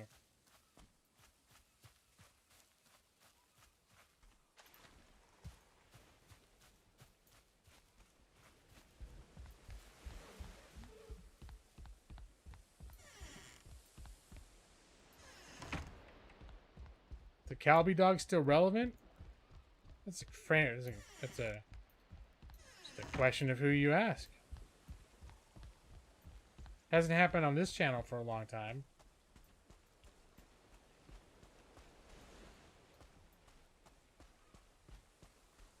But it's still there.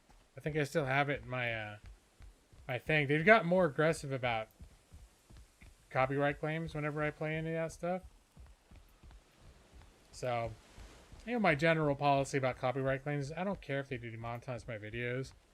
But I always get a little worried because any one of those content owners can have a change of heart and decide, you know what, from now on, anyone that shows any of our like audio video content, we're gonna do a DMCA on them. They can do that if they want to. So it makes me not want to recklessly disregard copyright, even though most of the ones that I've used, their policy is just to reroute monetization, which I think is fair. One of these days, something I've used is going to come back and kick me in the butt. New G-Law memes. It's true.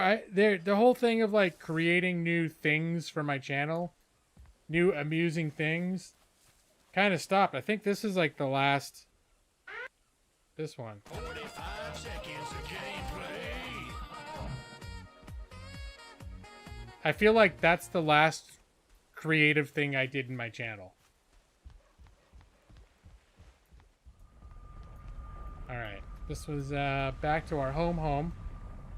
I made sure to set up the portal back to home.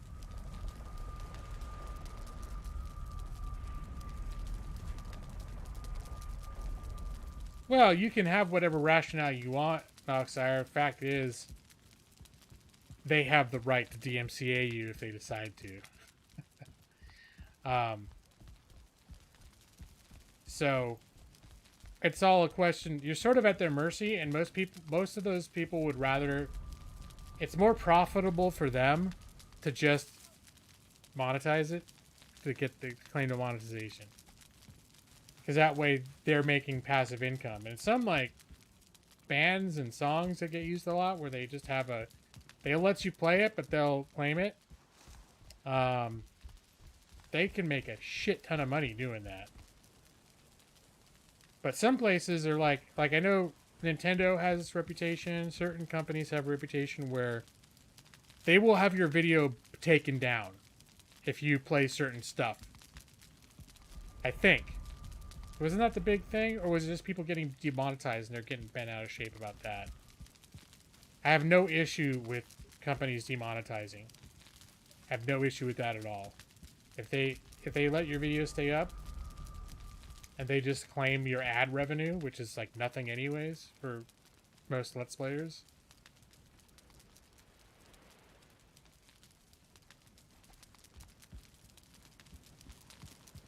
Well, I know audio video content has been the thing that has more commonly resulted in a video flat out being blocked worldwide. Music, more often, like 99% of the time. Well, it's gotten worse, which is why I don't do a lot of karaoke and stuff anymore, because the people that own the rights to those songs will come after it. And if they demonetize, that's fine. But if they're blocking your videos, even though I don't make like a ton of money off my videos, I don't like it when my videos, if I get a video that ends up being blocked worldwide. I still would like those to be available for randomly, if anyone wants to see something, a stream I did 4 years ago, that they can. That it's still there. They can go look at it if they want to. I want to avoid a scenario where all my videos are getting blocked worldwide. Any kind of routine thing. Well, I got tired of doing the karaoke anyways. The karaoke for me was kind of like a novel. It was like a fun thing that was fun because it was funny. That it was like a weird, crazy, stupid thing I was doing, because I don't really sing that well. I don't have any vocal range. It was just a silly, funny thing I was doing. And then at a certain point, it was like, I felt like, I guess I should do a karaoke time again or whatever. And then, yeah. You may have noticed I haven't done it for like 2.5 years, so I think it's safe to say that I've eased out of the karaoke thing. It would be novel again, like eating bone meal. I had some fun doing karaoke. I won't lie. I kind of enjoy it. That was one factor too of this move, is the place we lived before was an old building. It was built like a fortress with like brick and metal. And you could not hear anything going on in the other apartments. Unless it was through the windows. But where I had my workstation, I was actually not near any windows. It's like an internal part of the building. So I could basically be... I could be like howling, horrible singing until 4 in the morning if I wanted to, and it wouldn't be bothering anybody. Right now, there are probably people that are maybe trying to go to sleep that can probably hear me talking right now, and it's mildly irritating. But because it's only 9, it's not a big deal. That's one of the reasons, too, since I've moved, that apart from the fact that I can't stay up late because I have to work, it's another reason why I don't do super late streams, even when I can normally, because I don't think it's the level at which I speak, like my streaming voice, my broadcasting voice, even though I'm pretty low key. Like, my wife says she can hear I speak different than if I'm just hanging out talking with someone in the room, and she can hear me like between 2 sets of walls. Like, one just right now, she may not be able to tell exactly everything I'm saying, but she can hear me talking right now. And there's a wall leading to a common area, and then across that whole common area, there's another wall leading to the room that she's in right now. Yeah, well, I just don't really have... I don't have got a lot to do. I didn't have a plan for this game, aside from to show you what I did. I didn't have really an objective. Which is why I was thinking maybe I'd play a little bit of this, and then maybe I would jump into Final Fantasy, which is basically just another game that I can run around in while I'm streaming.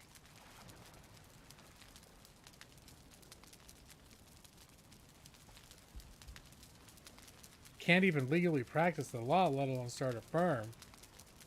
The Bar Association spits in my face. What's going on? Oh, there's a person. Okay, I've realized I haven't barely been paying attention to the chat. I just get on with these tangents. I totally start a law firm that fights copyright issues and other monetization issues that creators have. I could, but I don't feel passionate about that. I have a job that takes exactly as much out of me as I want my career to take out of me. I've never really wanted to be a lawyer to fight. To be like, oh, I'm gonna... Like, the adversarial law system, which is, like, what all the court battles and everything is about, I'm not really that into. I'm more about... Well, I'm more about what I've been doing for the last 2.5 years. Or 2 years. Actually, no, it's 2 years. 2 years next month. That feels like forever.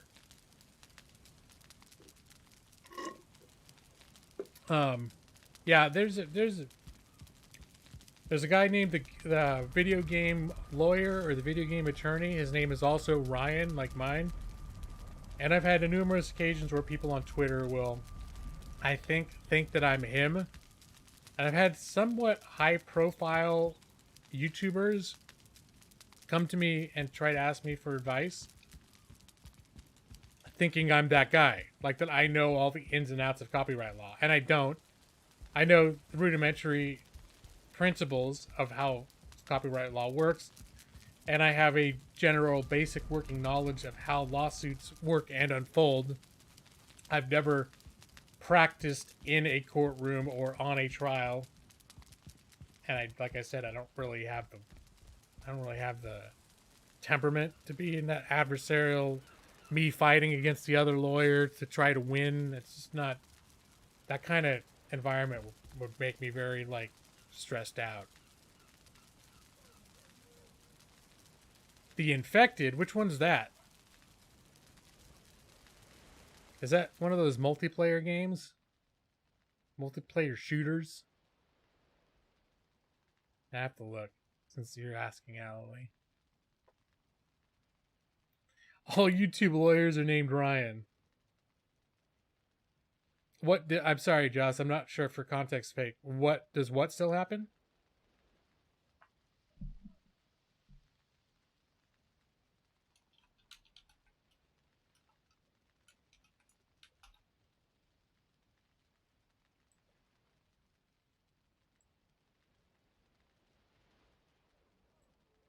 Oh yeah. No, I've seen the infected before. I was Ali. It's funny you should mention it. That was in fact when I started feeling an itch to play crafting survival game before Valheim came out and before I knew Valheim was. I didn't know about, never heard of Valheim until 48 hours after it released on early access, and then I almost immediately bought it and been playing it ever since. But I was already feeling an itch to play a survival type crafting game. I just wasn't sure. Like, none of the ones that I had, I was really. There's always something about it. Like, I don't really feel like that thing, that aspect of it. Or, and I saw people playing the Infected, and it looked. I liked the building aspect of it, and I was thinking about it. It also looks very rough. Hey, hey, dears.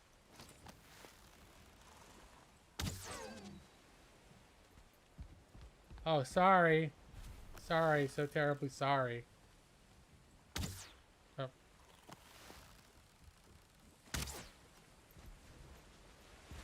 The one in the water will let him live. I am the deer murderer. Swim away while you can, dear.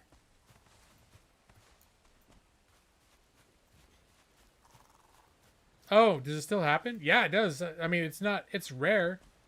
But I'd say once, maybe every 3 or 4 months, I'll get, and it's usually on Twitter.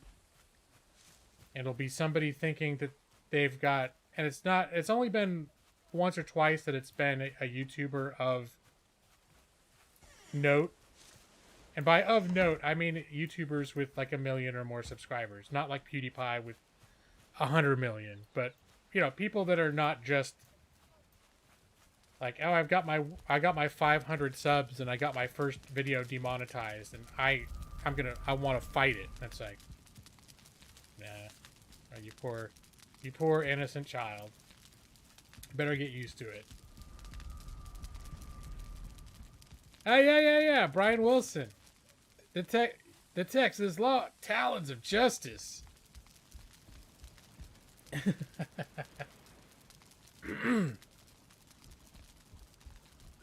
So there was a point at which I thought, like, oh, would that be something that I would I want to make a YouTube channel that was tied into my practice of law? But I'm pretty sure by the time I even started this channel, I had decided that I called it a gaming lawyer because it's just like, yeah, that's what I am. I'm a lawyer and I play video games. And it was more the point, more the concept or the point of that was just to show that, like, because I've encountered, and I think it's becoming less now, where people of all ages it's less of a stigma to play video games.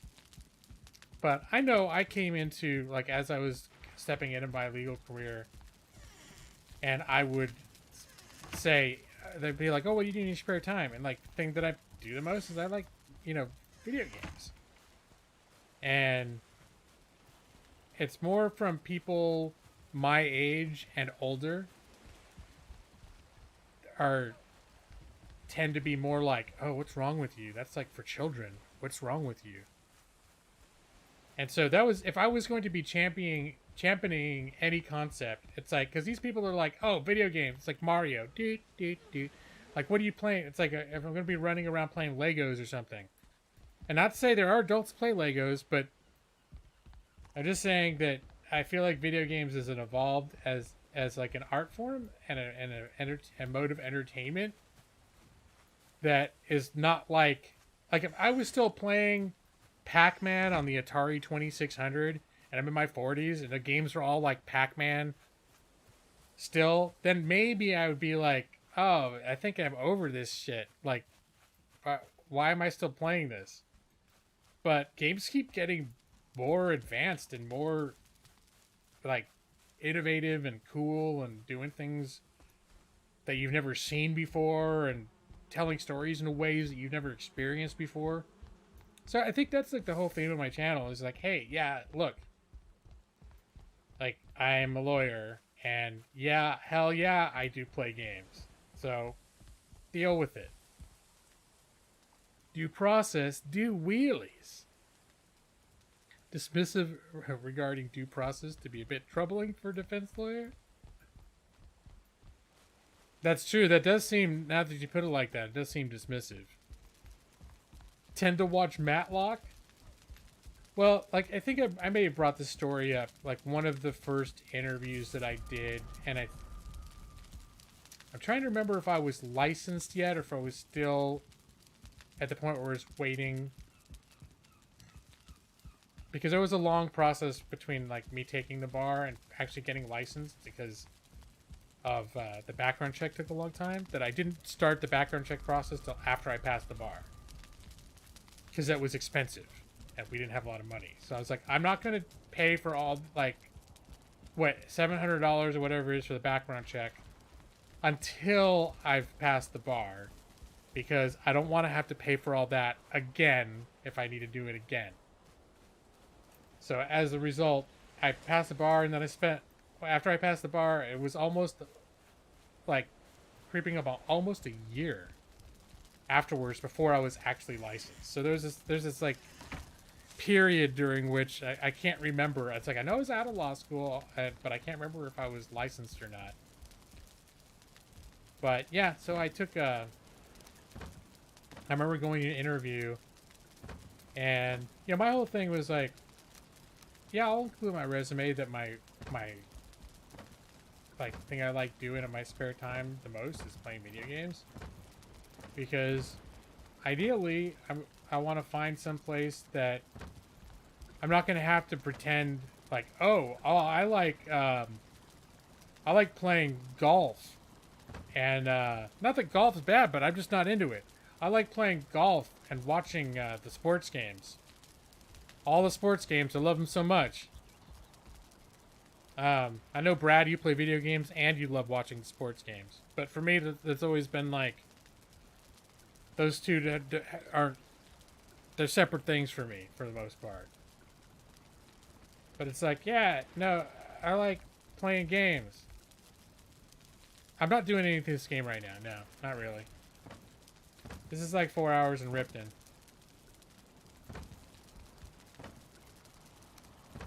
I'm just basically here to hang out. And occasionally, my bags still get filled up, and so I have to spend time figuring out what to put in the boxes. German cars and play golf. I just remember I went to this interview, and the lady interviewing me, she was around my age. So it wasn't, you know, whatever. But this was a really bad experience interviewing with these people. This is like one of those things where it left a bad impression to me as one of the first interviews that I did in the legal profession, because it made it, and I've since learned that, like, their lawyers are all into all sorts of goofy, geeky shit. Like, the people I work with, there's a dude I was saying, he looks like a mountain man. He's awesome. He goes fishing all the time. There's another guy, he does, like, volcano, like, mountain helicopter rescues. Like, they are into all sorts of cool, crazy shit. Everyone's got their own thing going on, but they're not just like, oh yeah, I play golf and I meet with my father at the country club or whatever. It's like, but yeah, I was at this interview, and they're like, oh, so wait, so tell me a little about, so what is it? It says here you play video games? What kind of video games? And I was like, well, you know, there are a lot of different types of games that, you know, it's like a whole world of, like, sub hobbies in itself. It really depends on what you're in the mood for. And at the time, I was playing games like Civilization and strategy type games. And so it's like, yeah, I've been playing, like, simulation type strategy games recently, like Civilization. And she was like, oh, my 6-year-old son loves that game. But it was like, you could tell the way when someone says something and they're being catty, like, they're not saying it like by coincidence. My 6-year-old son plays that game. And first off, I mean, I guess kids could learn it, but 6 years old, Civilization, I'm not I'm not sure. I feel like it could have been true, but it also could have just been some bullshit thing to say to try to, like, just to fuck with me. Yeah, I still this day think it may have just been like they were. I showed up and they were looking for like frat boy type people, and they saw me and realized I wasn't. So they decided, oh well, we're just still just gonna do this interview. Let's give him a hard time, because there was the other guy that was co-interviewing her with me also asked me like some questions that seemed kind of fucked up. Or it seemed like they wanted to make me uncomfortable. I'm trying to remember what it was. The job was they created websites, for law firms, and this was like, around 2009, 2010. And law firms, the law industry is notoriously like old school. So there were still a lot of law firms and independent like small firms or professional solo practitioners who've been around for a while that just were like not doing the internet thing. So this company was about like, hey, we market to those people and try to, show them the value of how having a website is going to help their business and why they should do it. And now the specific job was not the sales portion. It was, they hired attorneys to write the content of the websites. And so I was trying to leverage the fact that I'd been a law school editor. I was a production editor for the law review. I supervised other people and the production of articles. I like supervised teams and stuff. I had experience having to do with publishing stuff and quality control for published content. So I was like, yeah, I've never done a website before, but I'm going to apply to this job because I've done a lot of writing and quality control, and I'm sure that's going to be relevant to what they're doing. It's not going to, and it's more about the content than it is about like how to do Java or something, like the job that I was going to be doing. So I remember the other dude was like, so, this job is about working with web pages, right? I'm looking at your resume, and I'm looking for what experience you have in developing websites, and I don't see it. And like, can you explain that? And the way he asked was real like, well, fuck you. Why did you even invite me for this interview? The resume is the first thing you saw of mine. And maybe it was like they wanted to put me on the spot to see how I'd handle like pressure or something. It was like some sort of a weird test. But it just seemed like such a weird, like, what a weird way to ask me that question. And the way he phrased it was like almost hostile. So, yeah, I came away from that experience and like really negative, like thinking, oh, is this what it's going to be like applying to jobs in the legal profession? Is everyone going to be like super like, oh, like if you're not like a super frat, like rich yucky yuck, like the country club kid, whatever. It's like, that's sort of like the impression I got when I went there. He should have challenged his son to a 1-on-1 Civ game. If G-Law wins, he gets the job. Gonna throw down the gauntlet. Me and your 6-year-old. Civ 6, all expansions enabled. Let's do this shit. Oh, actually, at that point, it would have been Civ 4. No, Civ 5. I think Civ 5 was the current Civ at that point.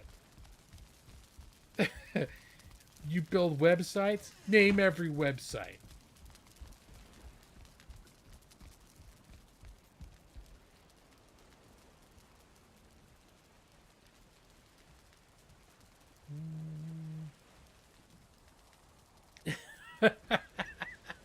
Max, I just like, you should have asked if her son had 1.85k followers on YouTube. That would have shut her up.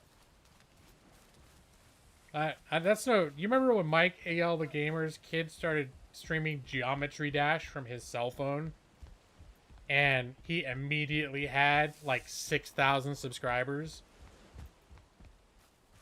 I'm just gonna say that taught me never underestimate a kid.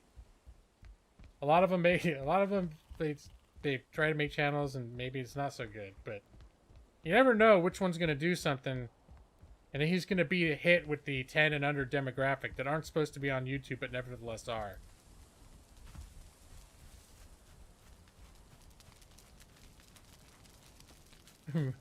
A.com, B.com. My 6-year-old made that game. There we go. I don't think Minecraft was a thing yet at that point. If it was before I'd ever heard of it, and I'd heard of Minecraft pretty early on. I think it was like 2010. I don't think I heard about Minecraft until 2011. Oh, maybe it was 2010. No, it was 2011. Because I'm pretty sure... Now I can't remember. If I was studying for the bar exam. I discovered it over, like, Christmas season. And I was either studying for the bar exam or I'd passed the bar exam and it was the following year I was waiting. I think I was waiting for my background check to go through. And I was very impatient because it felt like it had been a long time that I was waiting. Minecraft maybe has been around that long, but Minecraft was not well known until survival mode was created in a playable manner. And it really did not seem to pick up steam until 2010, 2011. And even then, it wasn't super duper well known for another year or two. Was it 2011 sounds about right. 2011 sounds about right.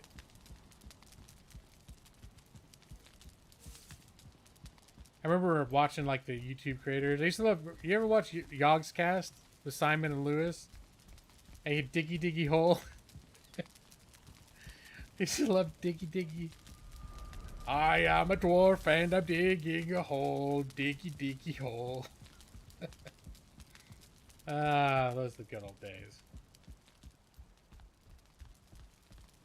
Redirected every one of their websites to the company's competitors. I haven't watched Yogscast for a while. Are they still... I don't know how... You know what maybe happened is when I created the Gaming Lawyer channel, I stopped watching my subs on my old channel. I created a Gaming Lawyer channel in 2015. I had a channel that I've been doing all my YouTube watching on for, 8 years already at that point. 9 years. And when I started the Gaming Lawyer channel, I ended up just being logged into the Gaming Lawyer channel, and I slowly started subscribing to what I considered the essentials that I was watching, but it was very piecemeal. It was never a systematic, like, I've got to think of all the things that I watch and subscribe on the Gaming Lawyer channel. And, yeah, so eventually there are certain things. It's possible I never remembered to subscribe to Yogscast.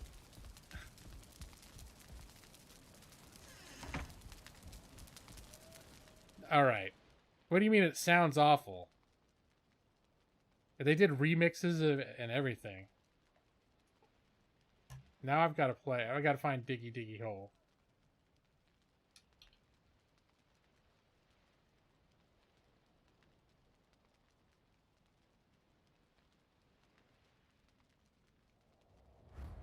They're probably going to get me shut down. Oh, is this like an official music video they made? I need to find the original clip where he's saying Diggy Hole. I feel like we need a song to sing whilst digging.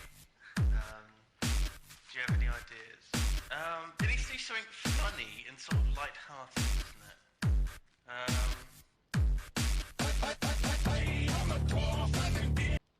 No, you need to hear the original. Oh, there's a video called The Evolution of Diggy. Oh my gosh.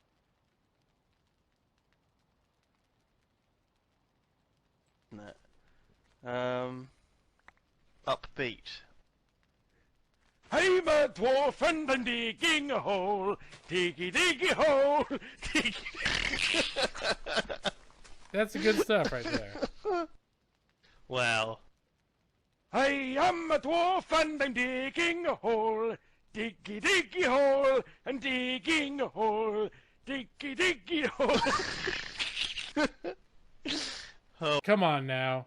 You know that's the sort of shit that if somehow I ended up doing that in a stream, like just randomly something like that, I feel like people would like it. It would be something where it'd be like, it would have ended up being my sub notifier, like Diggy Diggy Hole or something. Oh, hey Beck, how you doing?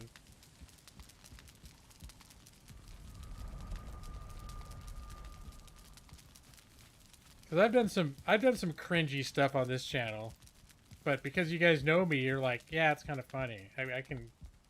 Now it kept me from never having more than 25 concurrent viewers at once, and my channel never grew. And part of it was because I still have the theory that anytime it was on the verge of growing, something would occur on my channel that would cause the mainstream audiences to decide this was not the place for them. Whether it be pipe cock, whether it be one of my karaoke nights where I stopped playing the game, whether it be my 40 minutes on a welcome screen. Your phone autocorrect. Oh, okay. Scandinavian adult website. You don't know them and don't have to pretend that it was good. Well, here's the point. Like, it's not supposed to be good. It was just a random thing where they're like, we need to come up with some sort of song to sing while we're mining. And on the fly, he just started doing this song. And I think part of it too is just like how ridiculous they were. Like they were laughing at it, at how ridiculous it was. But the energy of the moment really caught. And now there's, I mean, I think that video I looked at had like 20 million views. I mean, it's you know, people found it amusing, including myself. 4 hours of Riften should be remixed into a 2-hour movie. Yeah, that would be, yeah, notifier, like diggy diggy hole. Oh, the 6-hour director's cut of 4 hours in Riften. Would that be, would that include like the commentary? I could do commentary over the fact. You know, sometimes I've done that. Or I have a video where I'm watching a prior stream, doing commentary about the prior stream. That's true. I did create Walter the Hobo Vampire.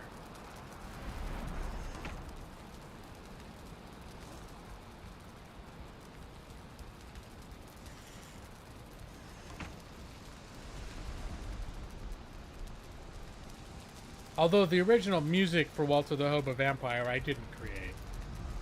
But the lyrics were all mine.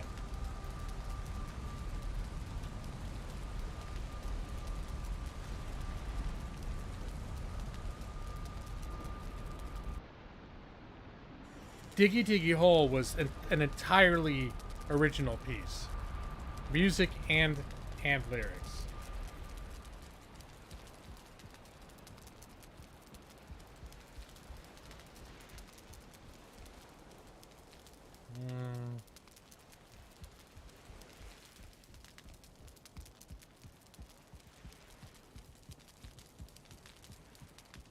Let's do a full commentary of 4 hours. I just have a stream. When I did my 5-year anniversary stream of my first video, and I played the entire. Oh, I did the entire first stream. My first live stream on YouTube. I replayed it, and I just sat back and typed in chat with the rest of you. That was a good time. You think it's something like that where I've been, you know, I'm doing pretty good. It's Thursday night. I like Thursdays. This week is just, this week is very much like Like, yeah, it's okay. I mostly fixate on my job. That's where most of my, like, whether I'm having a good week or a bad week can largely be contingent on what's happening on my job that week. If it's stressful or not. There is something that I'm kind of happy about that I found out about my job. Because I think I told you that part of what my job is taking customer phone calls. And I don't work in a call center, but our team does take calls that they start in a call center, and then depending on what kind of weirdness is going on, certain categories of problems get escalated to us. So everyone on my team, we have it sort of organized so that for a certain number of hours each day, there are always a few of us who are available to take calls. So we have our phone system set up so that if calls get transferred to our team, there's a whole thing that like routes it to, figures out how to route it to people who are set to this available status. And it's probably like, I much prefer the work that is more about solving problems behind the scenes than it is about somebody is pissed off because, usually if they're talking to us, something has happened that is going to be a little complicated to resolve.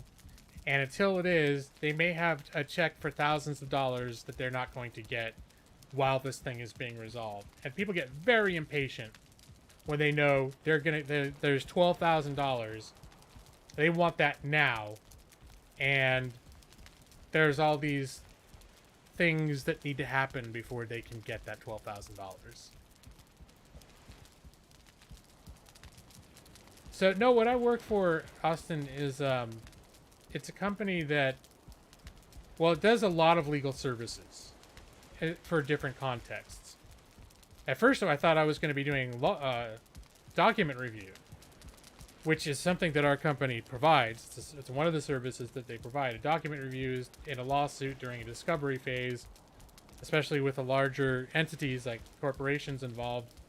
There may be potentially hundreds of thousands of documents that need to be looked over for evidence of whatever issue is being litigated. And when that happens, they'll hire firms like ours to be the ones to go through, like, they'll digitize the copies of all the documents and then have people sitting at computers for weeks. 20 people sitting at computers full time for 3 months, just looking through all of those documents and compiling all the information that may be relevant to the lawsuit. And that's something that attorneys do. It's sort of considered like really boring attorney work. So the place I work at does all sorts of different services. The particular division that I work in deals with class action lawsuits and remediation. And class action lawsuits are, when a company gets sued by 1 million people for something they did. Like, you may have gotten notices in the mail. Like, if you bought gas from Texaco gas station between the years of 2014 and 2016, you're entitled to be a party in this class action lawsuit. We estimate that all class participants will get between $8 and $12. So sometimes they can be pretty screwball, but the stuff that we deal with is not the $8 to $12 type of scenarios. Obviously, well, there are cases sometimes where they are. Sometimes, like, we have all these, whatever. Sometimes someone gets a check, and mostly what we deal with though is the logistics of getting hundreds of thousands, if not millions, of checks distributed to the correct people. And are part of facilitating that. And when you send that many checks out, there are a lot of things, there are a lot of instances where things have gone wrong that make it complicated for someone, the proper person, to be able to cash that check. The Shrine of the Silver Monkey. Mountain Man coworker would be impressed that you camped in a yurt. No, this guy, well, I don't know about his camping, but I know he's a dude that'll like just go out fishing on the weekends, which to me that's like extremely rugged. He may not be as mountainous as I think, but the fact that like this is a dude that just on random weekends just goes goes fishing, that seems very outdoorsman like to me. And he's got the beard and stuff, you know, the long hair. Couple bucks from the experience class action. You know, a funny thing is about a month after I started working here, my wife got a check from this particular program that I was working for. And I was almost like, oh God, is this going to be considered a conflict of interest? The fact that it turns out my wife was a member of the class that we are distributing checks to. But hers was only like 50 bucks. It wasn't one of those where there was something screwy and there were thousands of dollars involved. So we got it, she cashed it, and that was the end of it. But it's the one that I've been working on is pretty big. But it's actually winding down now. Like most of these things will take several months to get worked out to everything gets distributed. The one that I worked for was probably one of the biggest ones ever. It's huge. And I don't know for a fact that it's like the biggest one ever, but I know it was really huge, and it's been going on for years to get it all down. And we're just now, over the course of the rest of this year, getting to the point where they can wind down this project. And what it is our company, like, we're not the company that got sued, right? The companies get sued, and they're like, oh my God, all of a sudden we've got to come up with all this infrastructure to distribute millions of checks. Try to send like all the mailings. If they're not cashed, they got to send out reminder letters. We have to have like warehouses where we can ship out 90,000 letters in a day. Even a big company's not going to have that capability. So if this comes up where they have to do that, that's where it's like, hey, our company, this whole division of our company, that's what we do. We are set up to do that, and we know how to do it, and they'll work with so that's what I like about it too, is it's not like I'm working for the company that did whatever maybe nefarious bullshit that led to them being sued. I'm working specifically for the company whose whole job, whose whole role in the process is once they've already gotten in trouble and they're being forced to pay people back for it, that's when we step in to help make sure that all the money gets where it needs to go. So if you're going to be involved in any part of the legal process, being the part where people are getting paid what they deserve which I feel is the case in a lot of, like, in what I'm doing, at least, is nice. It's been over a year. A lot of claimants. It's pretty much everyone is involved. It would surprise me if they never actually sent you anything. Yeah, and that's one thing too, is they also, like, we can't tell people why things take so long, because for customer service purposes, you never want to tell someone, look, the reality, sir, is that you're one of a class of 4 million. We can only send so many of these things out in a day, and so we have to evolve a certain structure, and that means that nothing that happens in this program happens overnight. Everything has to be done in sort of a batch or mailing round style that happens.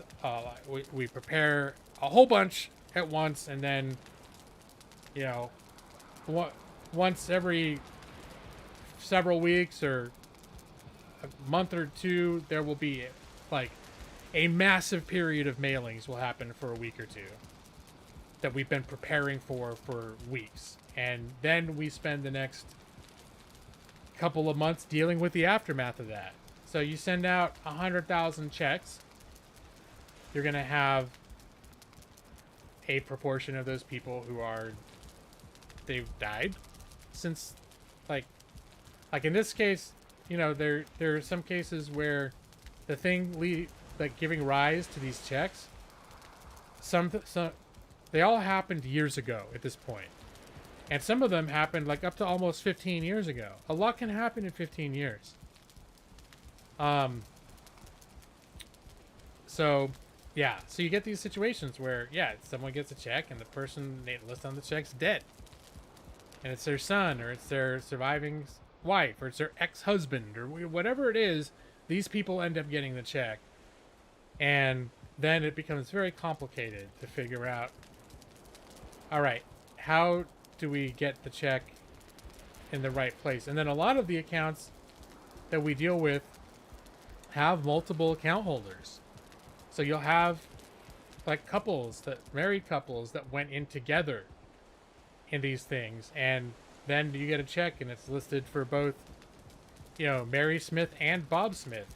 And because it says it that way, Mary Smith can't cash the check unless Bob Smith goes into the bank with her.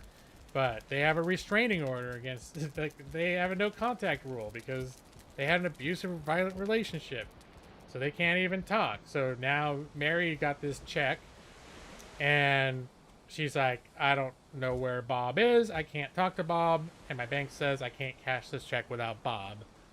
So, yeah. So clearly, and then, or it's like, yeah, that happened, and then Bob died.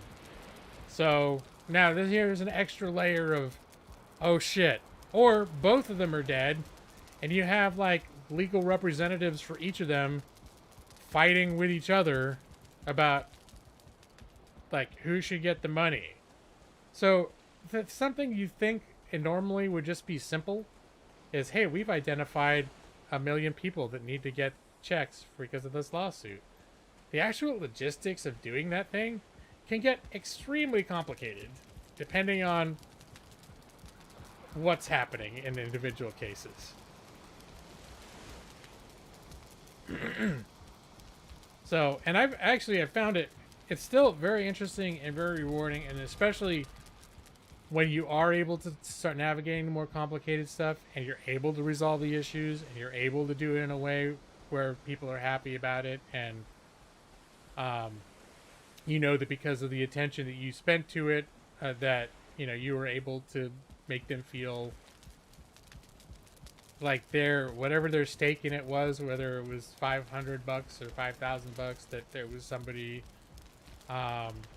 who was really, you know, in capable hands doing a good job of you know, giving it its due attention, giving it its due seriousness to make sure they dot all the I's and cross all the T's and all that. Yeah, it's kind of cool.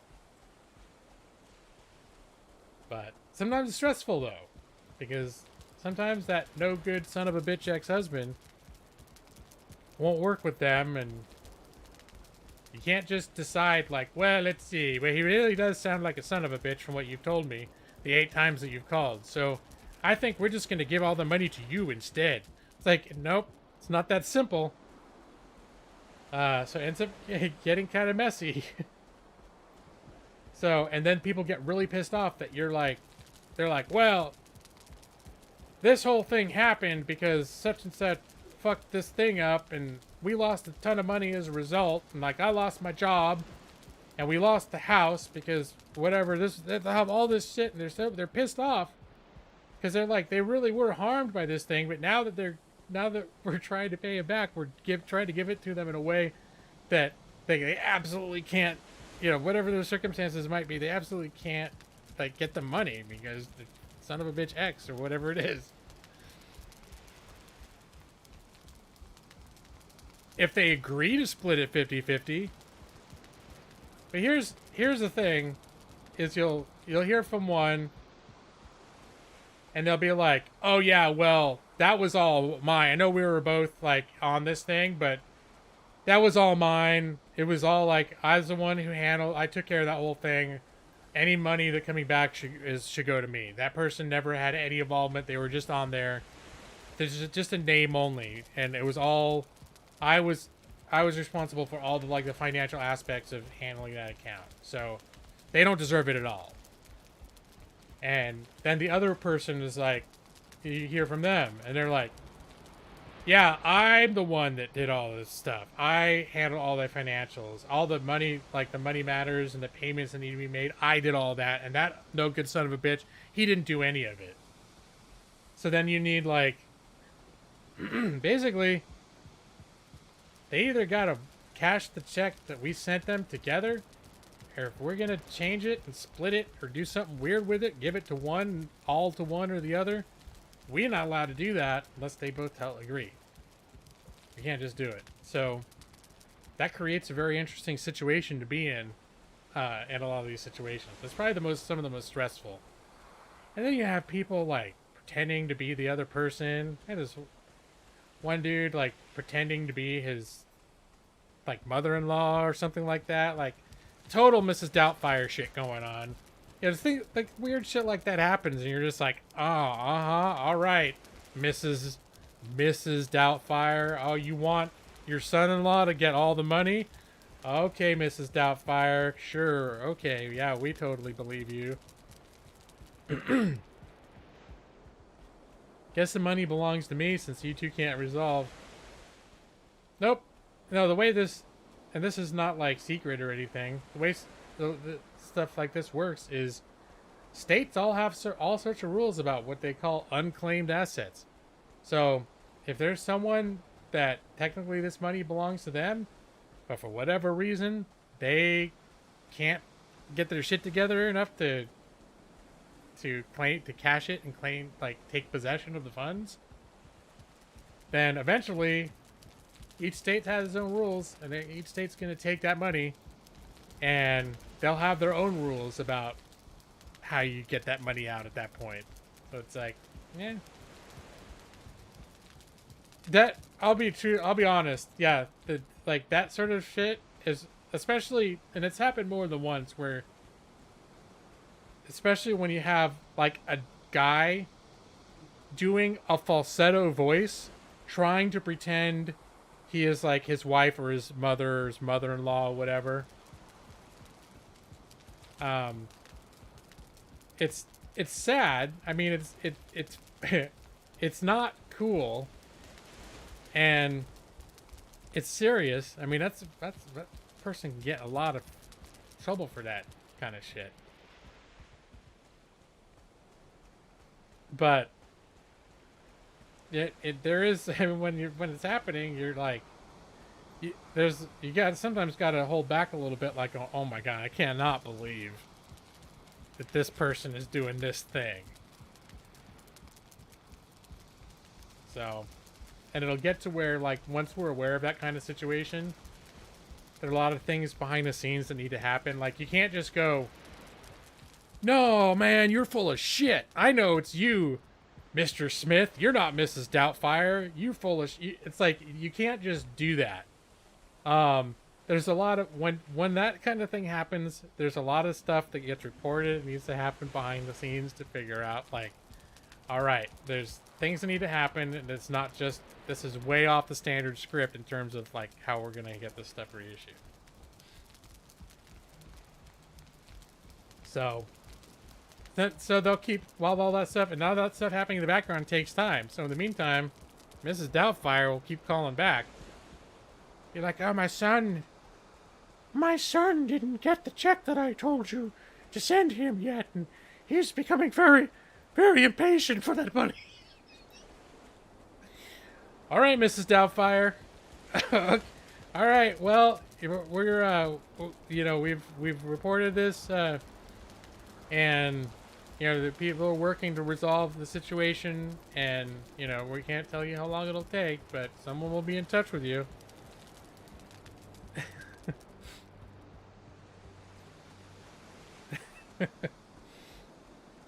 But yeah, so the case that I'm working on, like, at my company, and most people that are in similar positions that I do, the cases are small enough that they might be working 2 or 3 or 4 different ones at a time, because there's not enough activity trickling up to people at our level to justify like a full-time job. So our company does cases for a ton of different matters.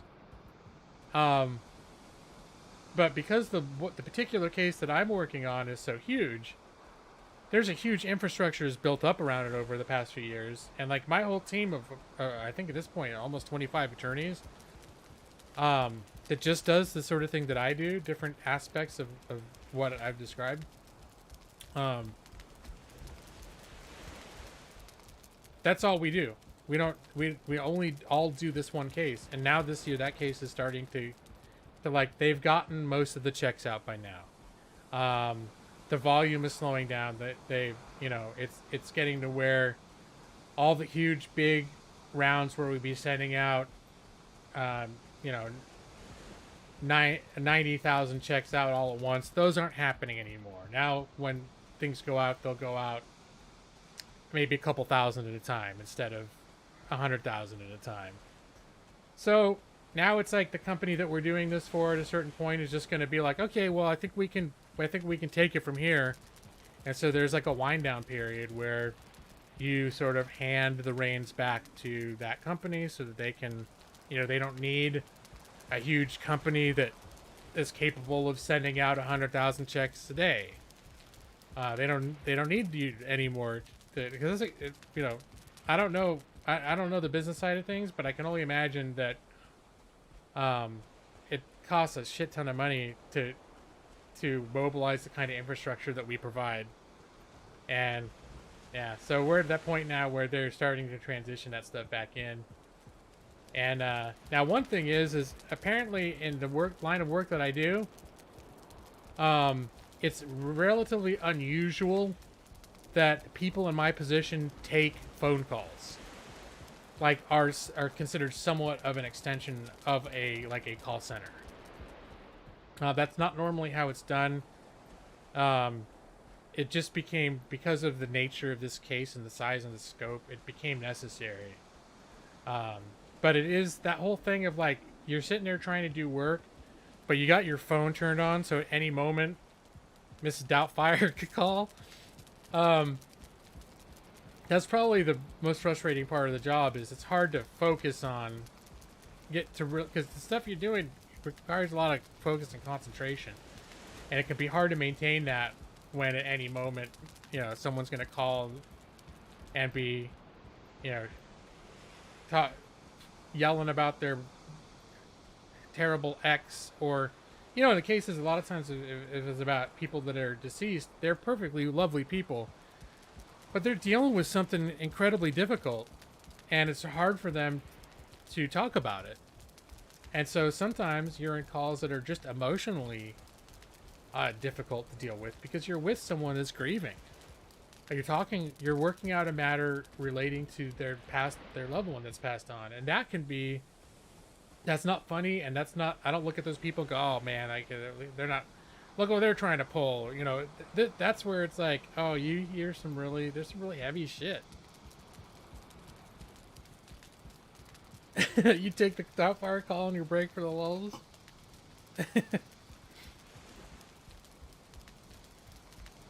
But yeah, so then I found out that the wind down is, and the thing is there's enough other work going on that, you know, we're starting to transition. Like, already we're being trained on how to do similar work in other projects. The work is always done differently from project to project because each company or client that we work for is going to have their own preferences for how they want certain things to be handled. So, you know, a lot of what we do is based on like procedures or policies that those companies would have about how they want to handle things in certain situations. So there's going to be a you know, learning curve to learn other things. Although my understanding is none of them are as insanely complex as the one that I've been working on for the last 2 years. So we'll be at an advantage there that pretty much after doing what we've been doing, everything else is going to seem a lot simpler.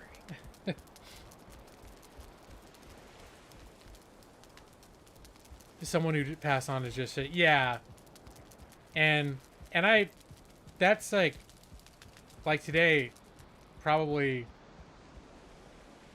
I probably took 3 calls, and I think today all the calls were about people that had passed, like they had passed on. They're just trying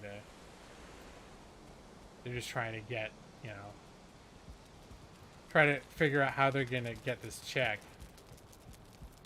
And we're and nothing I did today was particularly dramatic, like procedurally. But it's just hard, you know, when people are, you know, even, you know, sometimes someone gets a check in the mail, or they get a letter in the mail. It's addressed to their husband that passed away 3 weeks ago, and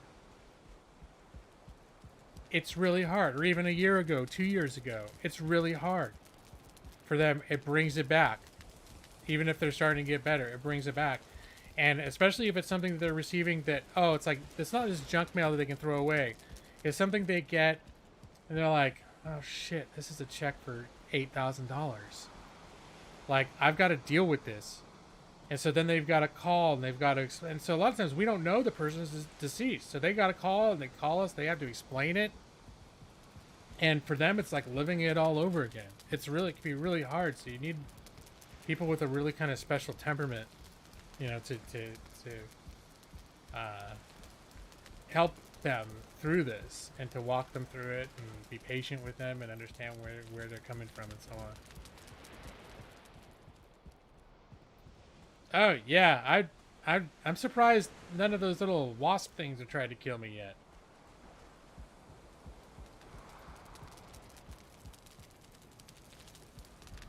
But yeah, I thought at a certain point about switching over to Final Fantasy, but I'm probably not going to stream that much longer anyways. Although, for a change of pace, I could run around a Final Fantasy for a half hour. Unless you want to see me run around in Valheim.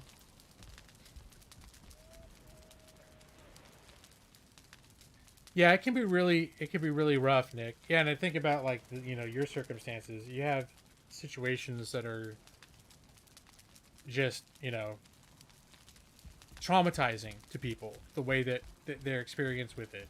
And not that death is, like, there are very few cases of death where I've seen where people are like, oh, that was, you know, they're in a better place, and then it's like it's just completely unfazed or unaffected by it. It's like, even if it's someone who is 90 years old, who was suffering, and they finally went, you're relieved for them in some sense, but it's still a hard thing to go through.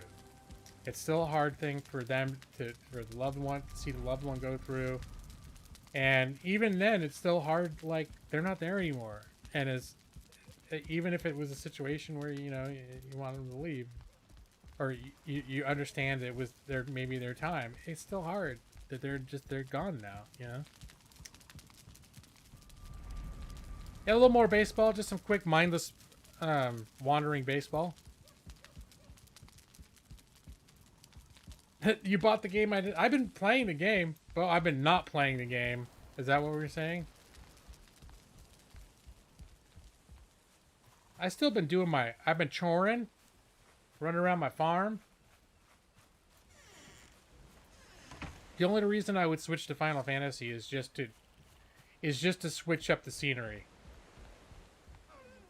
Oh, those deers aren't gonna wreck anything here.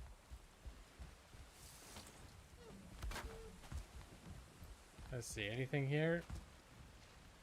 Oh, all of my spikes appear to be intact. Very good.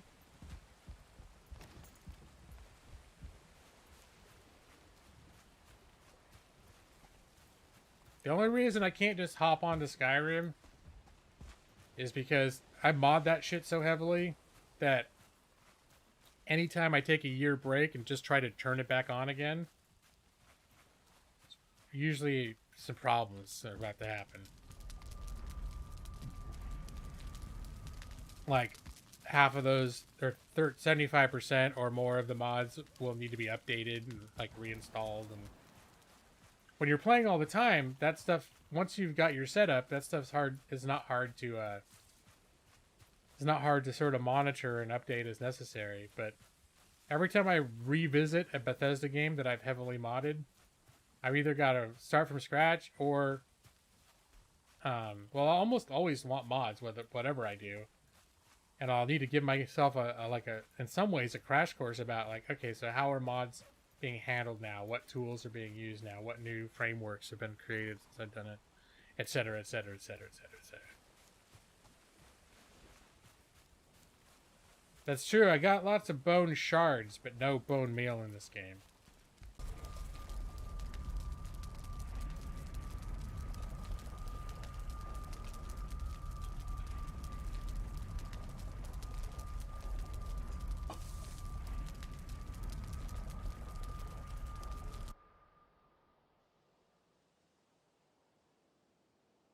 But do you ever put your game down, Joss, for a year and then go back to it? And my experience is that there are a lot of mod updates that need to happen.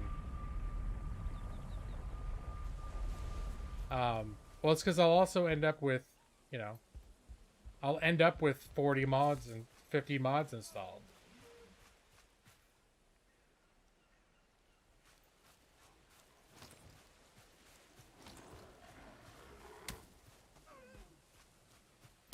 Hey, why do you run by me?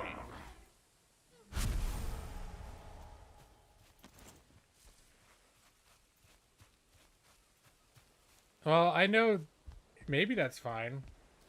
And maybe I'm just having... I had an unlucky experience based on the particular mods I had at a particular time that I had the experience. But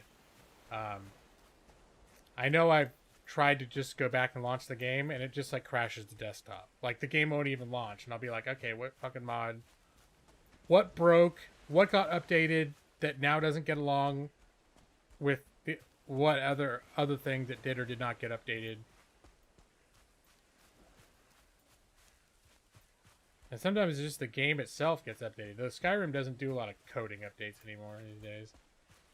Skyrim still gets updates, but the updates have more to do with the cash shop.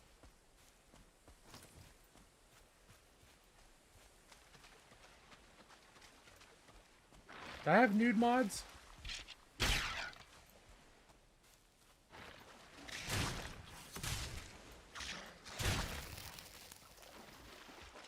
Oh.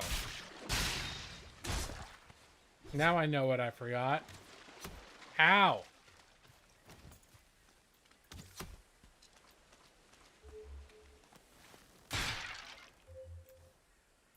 I need, if I'm gonna be attacking eels or leeches, I'm gonna need some poison resistance.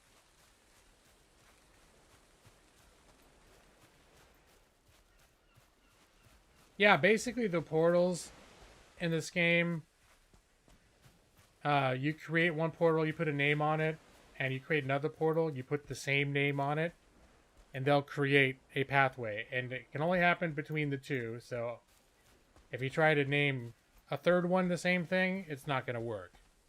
It'll just not activate. So I've sort of created like a network of locations where I just know what their name. So this is Swamp Home. If I ever forget, I'll be like, hey, what the fuck was that place called? Oh, Swamp Home. Okay. Very imaginative. It's the swamp it's the home that I built near the swamp, not so close that the swamp monsters would be constantly attacking me. That was the important factor. But I did name it Swamp Home. So, and I keep this portal named Swamp Home.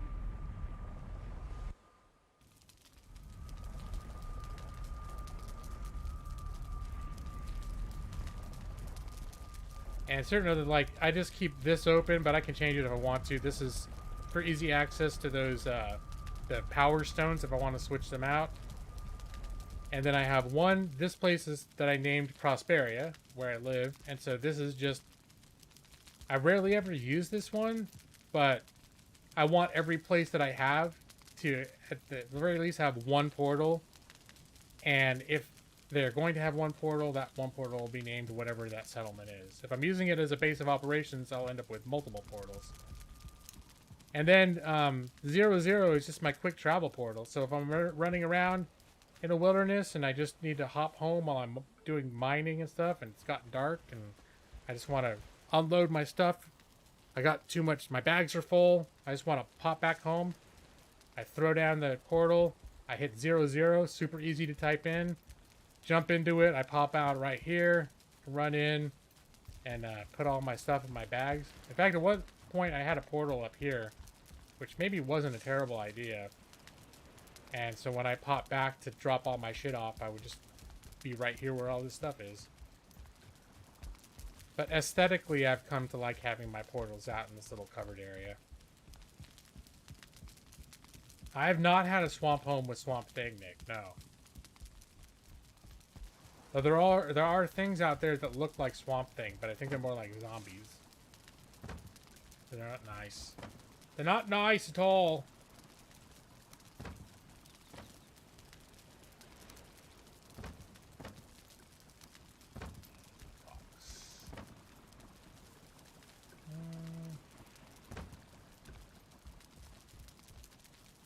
I was going to bring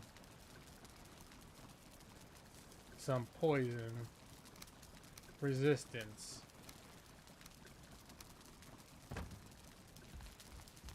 And let's see, can I sleep yet? Nope, still early in the day. I can't always tell if it's afternoon or morning, but if it's I like to start expeditions in the early part of the day rather than the late part of the day, because I don't like, especially in the swamp biome, I don't like, the swamp biome like lowers the light, so even on a bright day, it's dim. If you get trapped in the swamp biome at night, forget about it. You can't see jack shit. Oh, tea at Swamp Home with Swamp Thing.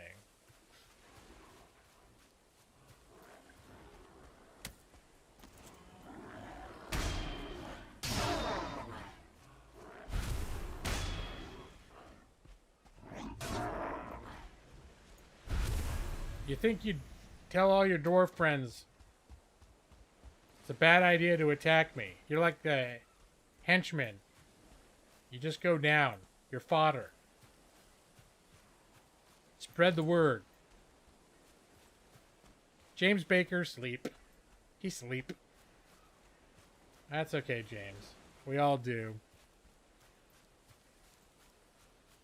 I will soon myself. Oh, yeah, so I spent like an hour talking about my job and about the winding down thing.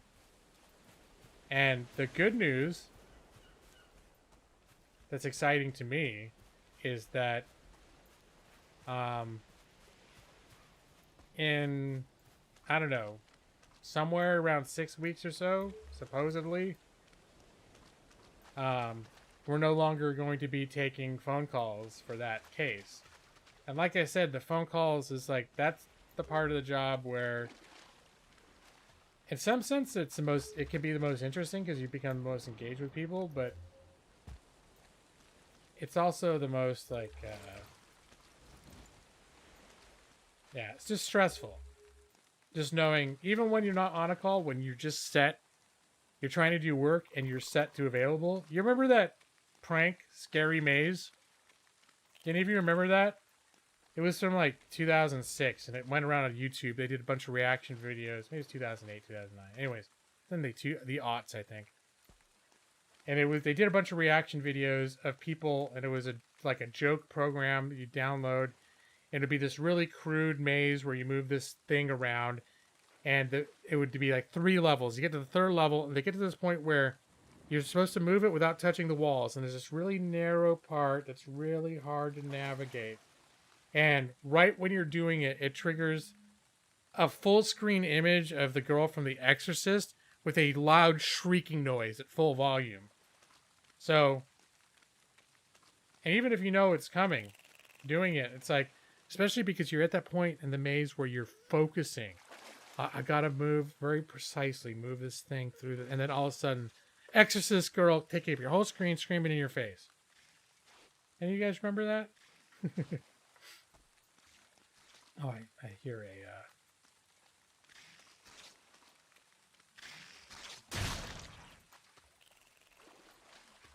and sometimes that's what it's like when I'm doing my job, getting a phone call. That's the whole point of bringing that up. Yeah, but the experience, it's the experience itself that is the best parallel to what it can be like for me when, what it feels like when I'm we're really deep in the weeds, in the middle of processing some situation, dealing with some complicated, like drafting a complicated email or something, and then boom, the phone rings. Someone's pissed off, like shouting about something. It's like, oh.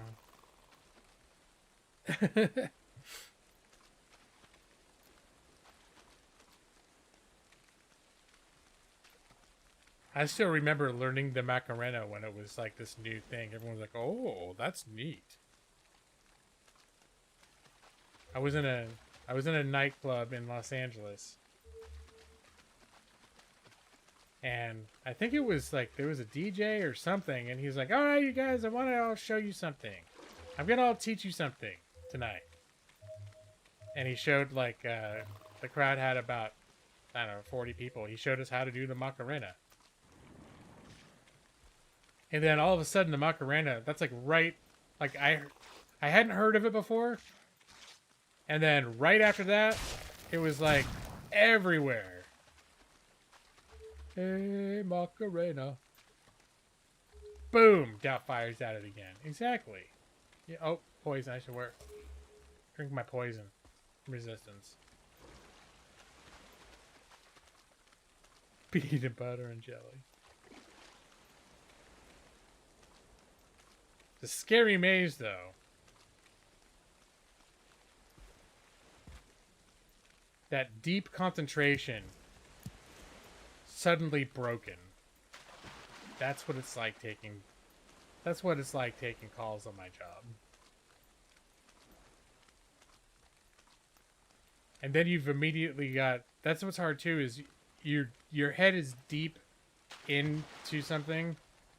And then you've immediately got to retool.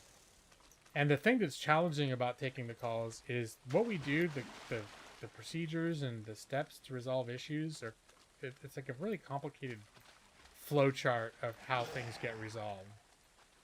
It's not just like everything is like, oh, well, if this happens, then you just do this. It's like there's this forking complicated procedures. And a lot of the stuff it's hard to explain when you're talking to people because not everybody's a lawyer, right? So some of the stuff when you're talking about like what we do and they don't understand why, and you're constantly like having to be careful not to be giving legal advice, but also trying to give them enough information so they understand that there is a reason for why you can't just write the check to them, why they need to do these things you're asking them to do, or fill out this thing that they need to fill out. And each time, the phone rings, you immediately have to have all that stuff ready to go. So mentally, it can be very much like when you're just dealing with stuff, you're expected to be productive and get through a good amount of stuff. When you're focused on something, you get through it, you move on to the next thing, you get through it, you move on to the next thing. But when it's like, you're like, oh, I'm doing this. Oh, no, now I'm doing this. That can be a real challenge to be immediately and strongly focused on another different complex issue.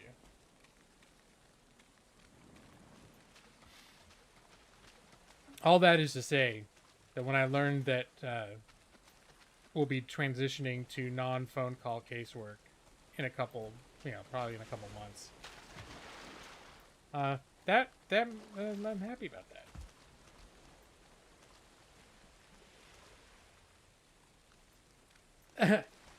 I'm trying to think if it's ever been that appropriate. Oh, that thing I saw out there?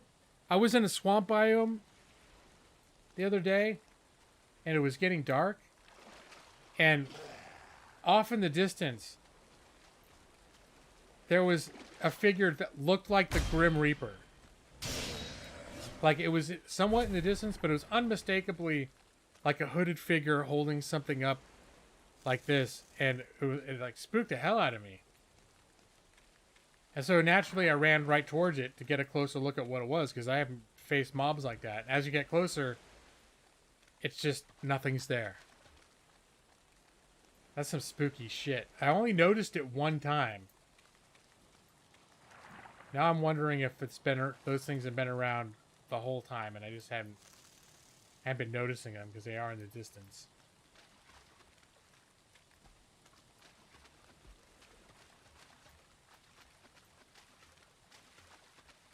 Yeah, there were a couple times. That was one moment where I was just sitting there and I was doing something, and it gets really dark and oppressive in these places.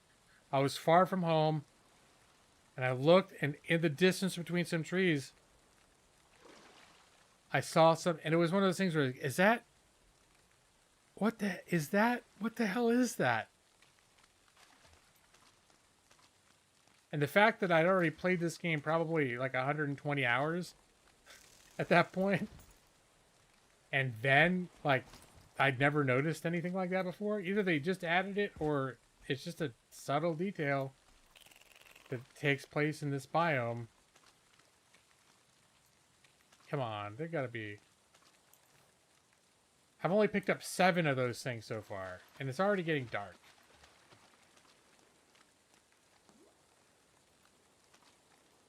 Alright, we'll follow the coast. I keep hearing swishing noises in the water, but I think that's just, that could just be ambient sound effects as well. Let's see, this is where it's nice to bring those extra ingredients along. Because now it's dark. Hey! Who did that? Come on. Come on, you daffy son of a bitch. Oops.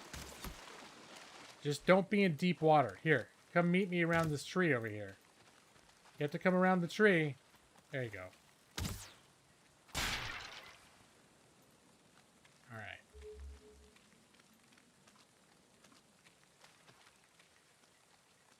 Is Odin? It really looked like the Grim Reaper. Like the whole posture and outline and everything. 0-0. And there we go. We're connected to my special travel portal.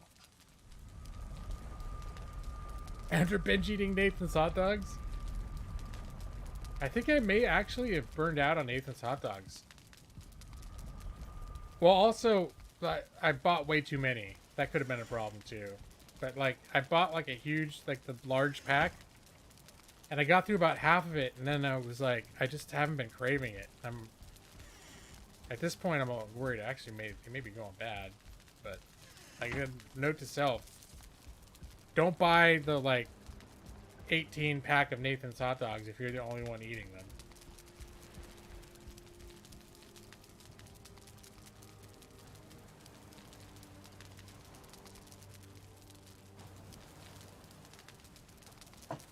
He checks on you to see if you're at home or ready for a raid? Well, when you talking about the hooded figure? When I saw that, I was nowhere near any of my settlements. I was like out on a mining expedition.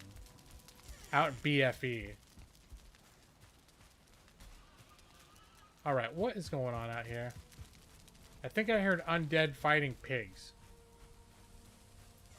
But if they're undead, once they're done fighting pigs, they're gonna attack my base, so...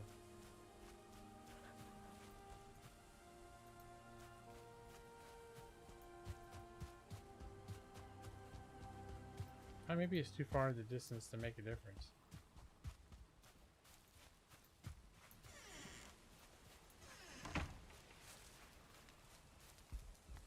Just as they did in traditional Norse times. Everyone always slept in all of their armor.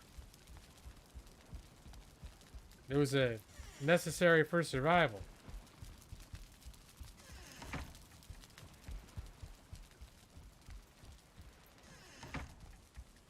Yep, you gotta have that buckler right there when you wake up. You never know when you're gonna wake up and there's gonna be a skeleton surprise right in your bedroom. Gotta be ready for anything. Alright, we're good.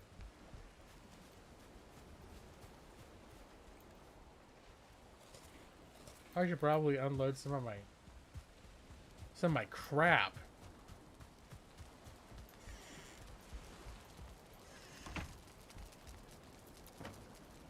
Like these rocks I'm carrying around.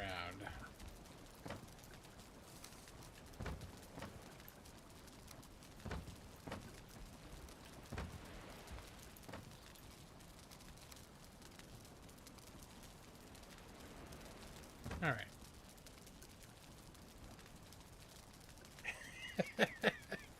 Brad, they can't get through these windows. The only time they get actually skeleton surprises in my house is because I was in the habit of thinking, oh, the skeletons really only come from this direction, and they don't get in because they always come in around the wall in the water.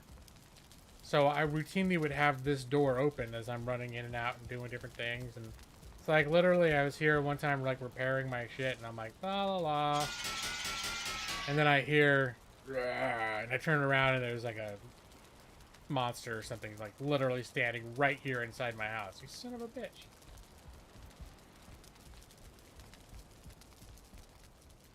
Yeah, Brad, but your AI is much more advanced than the creatures in this game.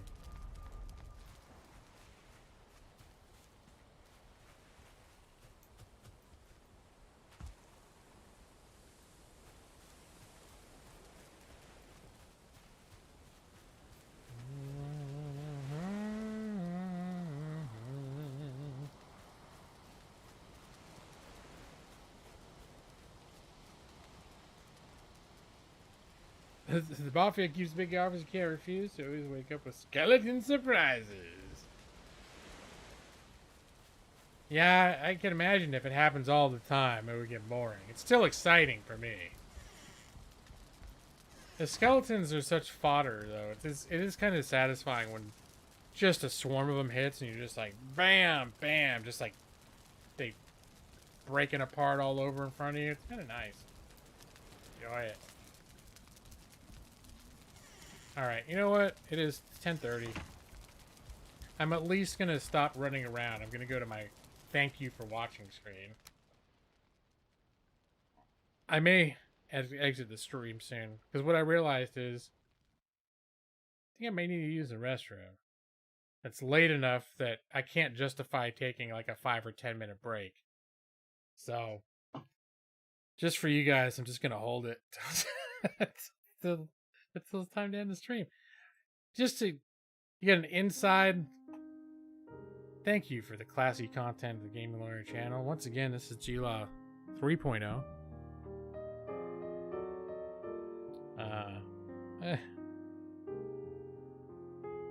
Creating a fence using planted trees around the perimeter.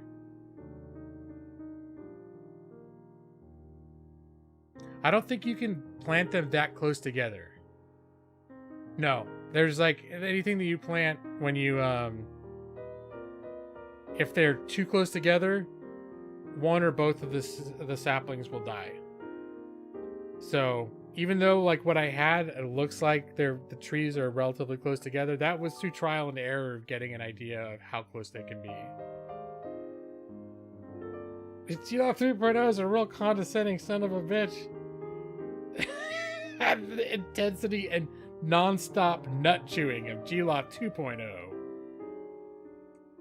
You think that's what you want, Brad, but you don't.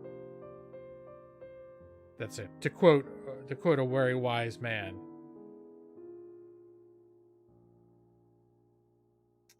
I don't know. I mean, they can rip trees out of the ground, but I hadn't thought of that.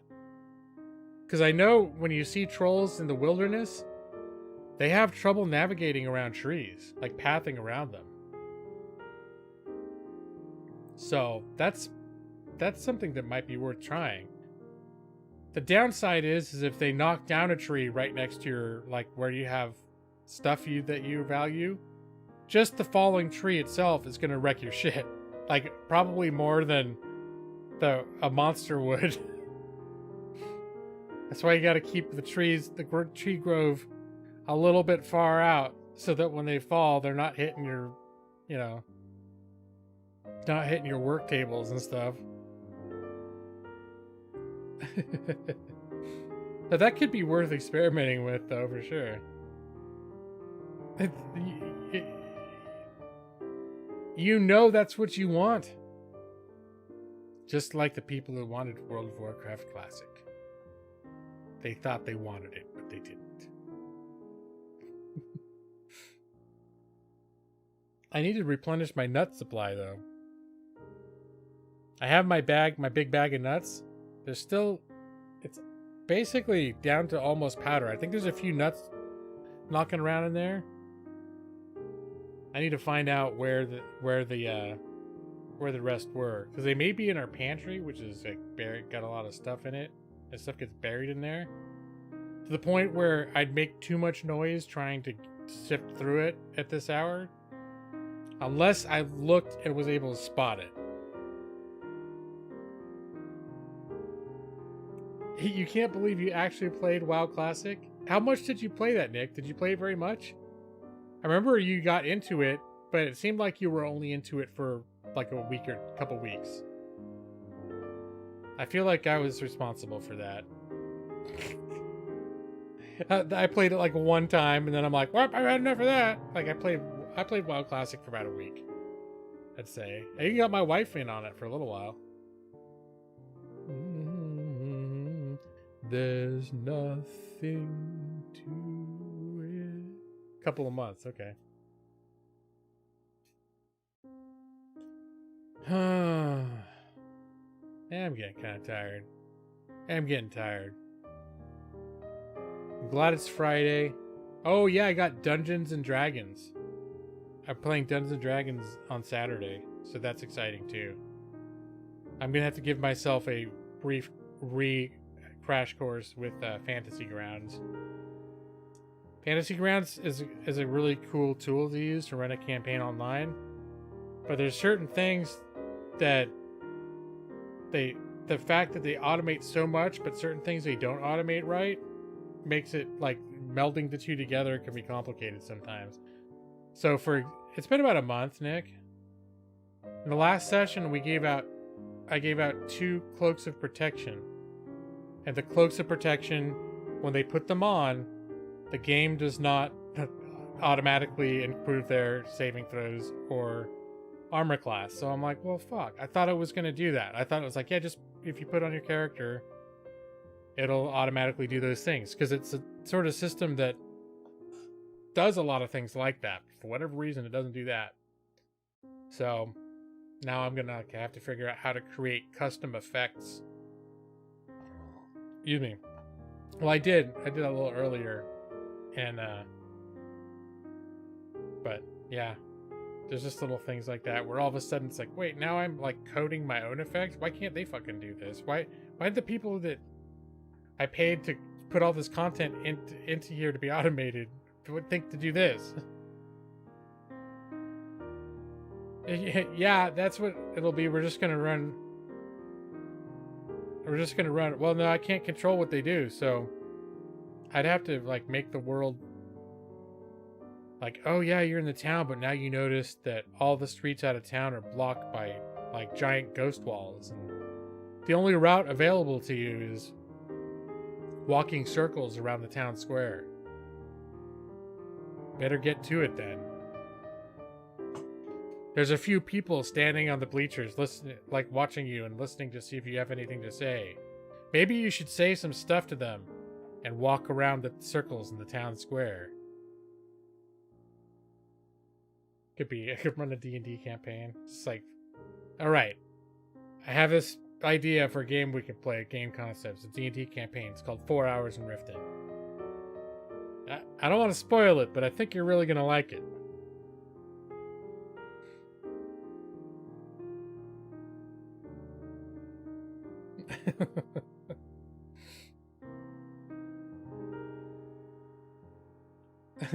Let me check for random encounters. Rules die.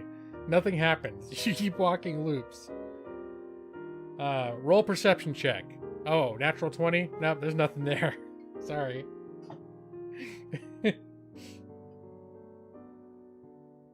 You think that would be a good campaign? I could stream that campaign. And then literally just be like, just doing one of my streams. If I ever did a D&D campaign on a live stream, that's what it would end up being. It's just having a small group of people walking in circles while I just talk. 24? Yeah, you got lost. Walk in circles for hours. You know. You just keep ending up in the same place over and over again. Oh, guys. Alright, so I think we're gonna call it a night. I'm trying to think. I wonder what I'm gonna play next week. I have a feeling by next week. Now you never know. I could get sucked way into Valheim again, but I have a feeling by next week I will have moved on to something else. I just don't know. Or, you know, it is fun just to run circles in Valheim. I could make a more serious effort at collecting blood bags for my food. I can't get. You're lost anyways. It's a magical lost. It's a magical version of lost. That is stronger than your magical innate ability to never get lost. You lose. Walk one more circle. Alright, guys. You know what that means. It's time to play Minesweeper next week. Maybe that's relaxing. Sure. Maybe I'll do that. But I'm going to abruptly dim the lights. And you know the drill. Take a deep breath, relax. Brad, I know maybe you're still working, but you should take a nap too. Maxie, you might be working. I don't know. Take a nap. Take a nap. You deserve it. Your employers will understand. And everyone else, you know the drill. Go to sleep.